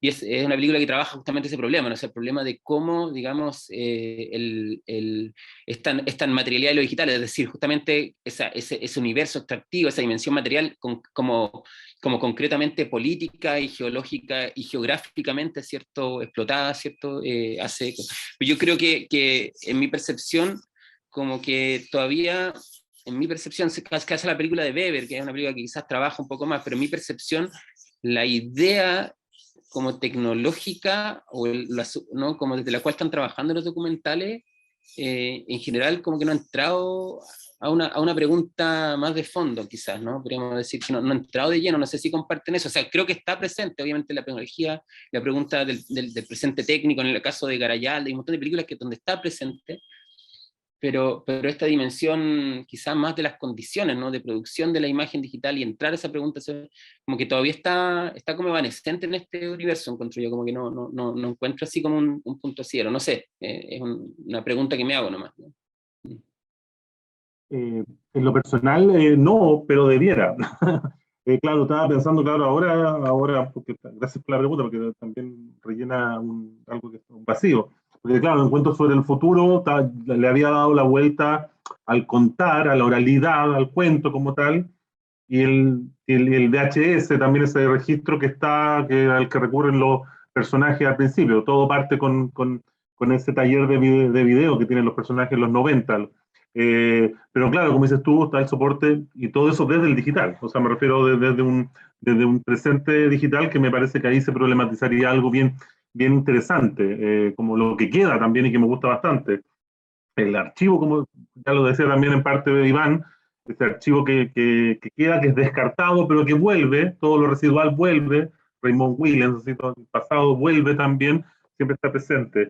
La pregunta por el digital es interesante ahí. Y de hecho, bueno, como forma incluso retórica, porque pensando incluso esas retóricas del mismo que luego aumenta, esa retórica de la ciencia ficción media distópica, versus también un formato, en ese caso, que el formato del cine con el cual empezamos, de algún modo. Eh, y hace rato también, y claro, debiera pensarse, por algo también que le estaba dando vuelta, pero tampoco lo he cerrado, con esta idea de la imagen precaria que me gusta, que de hecho, si no me olvidaba, que en algún coloquio, en algún simposio de estética que te tocó moderar a ti, que estaba yo, Valeria, y había alguien que trabajaba documental en Brasil, y que hablaba de la imagen precaria, y que ahí también me ha quedado dando vuelta, como esta imagen precaria del VHS, o la imagen porosa de YouTube, de estos videos, hablaba en ese momento, pero también como esta imagen de representaciones precarias. También yo creo que ahí hay un vínculo que me gustaría hacer en estos sujetos de la esperanza, o sea, qué espera uno de la imagen y qué espera un poco, qué esperan estos personajes. Yo creo que por ahí debiera estar transitando como algo, como para responder a lo que preguntaste, pero por ahí iría la cosa. Claro, yo como que pienso esta idea como de imagen precaria, podríamos decir imagen pobre, según Itosterius, Claro. también, digamos, ir haciendo como una especie como arqueología de la imagen, pensando también en la historia latinoamericana, si pensamos, digamos, desde los nuevos cines latinoamericanos, donde emerge esta idea como del cine imperfecto, siento que dentro de la historia de nuestros cines, de nuestros territorios, existe como una historia, una segunda historia siempre. Primero la historia que se cuenta en cada film, pero por debajo la historia de la materialidad y la historia del medio, porque siempre están como a contrapelo, pero también como persistentes ahí debajo. Siempre esa historia se está contando, porque se cuenta la historia que se quiere contar, y la historia de los medios, de la precariedad de los medios, de la pobreza de los medios, de la imperfección de los medios. Siento que esa es como una hipótesis que estoy como, no sé, armando así ahora, espontáneamente. Y me parece como interesante pensarlo así. Justo desde ahora, desde el presente, donde justamente esta cosa se abre hacia, digamos, hacia una mirada sobre el archivo, sobre la historia, sobre la arqueología, un poco porque el tiempo contemporáneo también nos pone en esa posibilidad del no futuro, un poco en la línea de lo que tú estás planteando. Entonces, como si es que no existe un futuro, solamente tenemos, digamos, una mirada hacia lo arqueológico, hacia lo que está atrás. Esa sería una mirada, digamos, pesimista del asunto, pero otra mirada posible es la mirada más especulativa. En el fondo, si no existe futuro, ¿qué es lo que podríamos hacer? Y una de las cosas que yo, digamos, veo en estos trabajos de los que yo hablé, es que estos trabajos, al ser ensayos audiovisuales, a ser experimentales en su forma, están tratando de responder a esa pregunta siempre como abriéndose hacia esa materialidad, porque la materialidad finalmente es lo que nos responde un poco a la situación contemporánea, a estas preguntas sobre, digamos, el extractivismo por una parte, la contaminación, el antropoceno, en el fondo como que obligado a hablar sobre los materiales porque la materialidad de la vida es lo que se pone en juego. Un poco por ahí, digamos, iba como mi reflexión, como Sí. tirando un poco el chicle a ver si sale una discusión Sí, interesante. también hay, o sea, hay varios puntos sobre eso. Yo obviamente está vinculado a la imagen, o sea, está bien, estamos, la idea, hay como una línea muy directa, de hecho la misma Steyer plantea los condenados de la pantalla, ¿cierto? Y la imagen pobre y vinculada, pero yo creo que también hay algo ahí con un problema, sí, a pensar, ¿no? Que yo creo que una película como la que tú mencionas, la de Weber, ¿no? Y hay otras que podríamos pensar en esa línea, que se hacen cargo también, ¿no? Del déficit de pensamiento sobre la cuestión de lo tecnológico, o sea, que también siento que el cine latinoamericano, o sea, ya, vamos más, como que en alguno de sus enfoques se planteó también desde una suerte de enfoque antitecnológico, o sea, como una suerte de rechazo, ¿no? Más bien a este mundo de la tecnología que venía, ¿no es cierto?, del primer mundo y que era justamente rechazado. Y como que hay todo un planteo, ¿no?, como medio como que vincula ese universo, ese mundo y ese desarrollo a la larga, ¿no es cierto?, como algo que le es ajeno, le es abstracto y como que como de guata, digamos, no, o sea, no. Y creo que más bien un poco, creo, en mi percepción, yo creo que llega el momento como de hacerse más bien cargo, ¿no?, de esa historia tecnológica, ya sea desde esta racionalidad, desde esta posibilidad también, en la línea de Párica, pero también, por ejemplo, de lo que ha venido planteando Zielinski, ¿no?, o Flusser, si quieres, ¿no?, de otro lugar, ¿no?, es decir, la idea de abrir, ¿no?, los aparatos, pensar esas otras posibilidades de esos aparatos, esas nuevas genealogías posibles, ¿no?, que yo creo que ahí hay como un planteo. Se cerró recién la muestra del CEDOC Cerrillo, que fue una muestra que reconstruyó Sebastián Vidal en torno al videoarte chileno, ¿no?, de los 80, y hay un archivo para pensar parte de estos problemas, por ejemplo, sobre el uso del medio, digamos, el video para ese periodo, que está sumamente subanalizado y subentendido, ¿no?, porque se entiende entre una historia de las artes visuales, ¿no?, pero en el fondo no se entiende como parte de una problemática de uso y reapropiación y creación, ¿no?, de formas. Entonces, y tecnología. Y yo creo que ahí hay algo, o sea, hay algo como sin caer en esta lógica celebratoria de los nuevos medios, ¿no?, y empezar no, sino que más bien empezar a hacerse cargo de un problema y que tiene que ver con esto, y más que asumirnos a priori, ¿no?, que somos como estamos en el afuera del afuera, ¿cierto?, y somos el afuera, más bien quizás ir a abrir. Y lo que es lindo de ese docu de Weber, que toma ese punto, o sea, que toma ese punto, va a hacer una reconstrucción, que establece una relación entre el jeroglifo, el pensamiento, el archivo, o sea, como que tiene una idea como de interesante, como de reflexión que abre itinerario. Entonces, no sé, para darle una vuelta también, yo no tengo resuelto el todo, ¿no? Sí sé que hay algunas cosas como a veces agotadas, ¿no? O sea, como siento que ya, ok, imagen, pero ¿qué más? ¿Qué más hay? O sea, ¿cómo puede empezar y terminar ahí? No sé, lo que me da vuelta.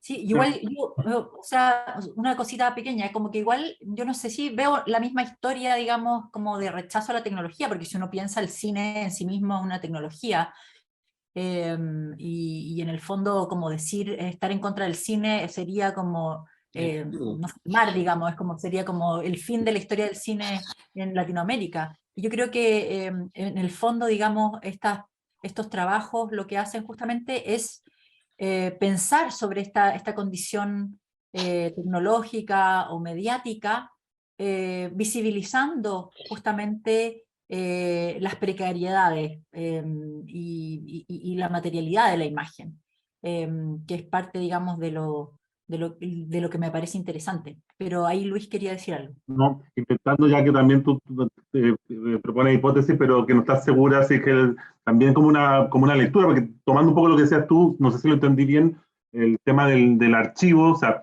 el cine se nos va del archivo, el cine antiguo lo queremos rescatar, pero va quedando poco, o sea, desaparece, versus lo que viene hoy día, que es lo que estamos, no descubro nada nuevo, que finalmente la imagen digital y su exceso llega a saturar el espacio. Por ende, también es imposibilidad. Va a haber tiene tanta posibilidad el digital, o me refiero, o la imagen como tal, que finalmente no vamos a lograr. No sé no sé si me explico, pero me refiero entendiendo que la imagen se termina diluyendo. Hay tanta imagen que se va a terminar diluyendo en esa idea del archivo, de ya no es un archivo fundante, como decía Iván.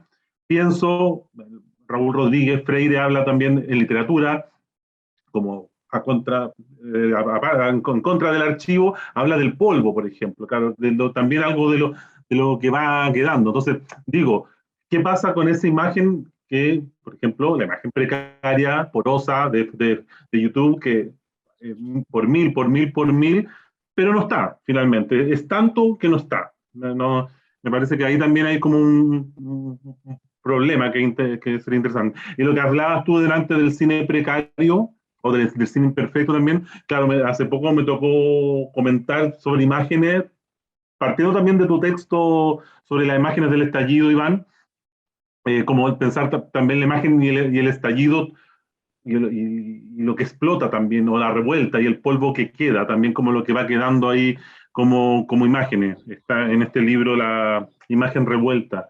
Eh, Nada, comentarios que tenía, porque en realidad habían hartas cosas que me evocaban comentarios, pero no sé si cierro algo, pero No, entendiendo esa idea en este caso, por lo menos en el caso mío, de repensar también los temas como de lo representado con las materialidades como tal, pero también con la producción, con los medios mismos, como decías tú, Valeria. una nota bien más comentando el comentario y rizando el rizo. No, solamente cada uno podría decir que en cine latinoamericano esa historia, porque evidentemente no había las películas de San Ginés y todo el mundo de la metrópolis y la tecnología, no viene como, ¿no? Claro. Es lo otro de. Pero yo creo que eso, o sea, creo que hay lo que tú dices, o sea, como un poco hay una tensión entre el discurso de los cineastas y de lo que manifestaban, ¿no? Como ideología o como planteo, versus una praxis, ¿no? Un hacer, ¿no? Que era el medio mismo, ¿no? Y que eso ahí había una construcción. Y es como la parábola de Debord, ¿no? Es decir, soy antivisual, pero sí, hago películas, ¿no? Entonces, bueno, está. Pero como volviendo al contexto latinoamericano, yo vería más bien esta posibilidad que se abre desde la noción como desde el tropicalismo, la antropofagia, en el fondo la tecnología como algo foráneo, pero que se incorpora. No es algo que se mantiene fuera, no es lo otro, sino es que algo de lo que nos apropiamos para hacer otra cosa. Yo lo vería más así, digamos, me parece más productivo verlo así que verlo en términos tan dicotómicos como que la tecnología es lo foráneo, lo de afuera, lo malo. Creo que más bien está esta incorporación, esta apropiación de lo tecnológico, de los medios, dentro, digamos, del contexto contemporáneo, en donde estamos frente a esta transformación tecnológica del paso al digital. Hay como distintas, o sea, dentro del pequeño corpus que yo armé, como que una estrategia es la de mirar al archivo y empezar a recopilar imágenes anacrónicas, imágenes que no son contemporáneas, como el uso del Super 8, por ejemplo, en Tiziana, o otra manera de hacerlo es, digamos, intervenir técnicamente la imagen a través de las capas, un poco esa noción de performatividad que yo planteaba con el cine de Anabás.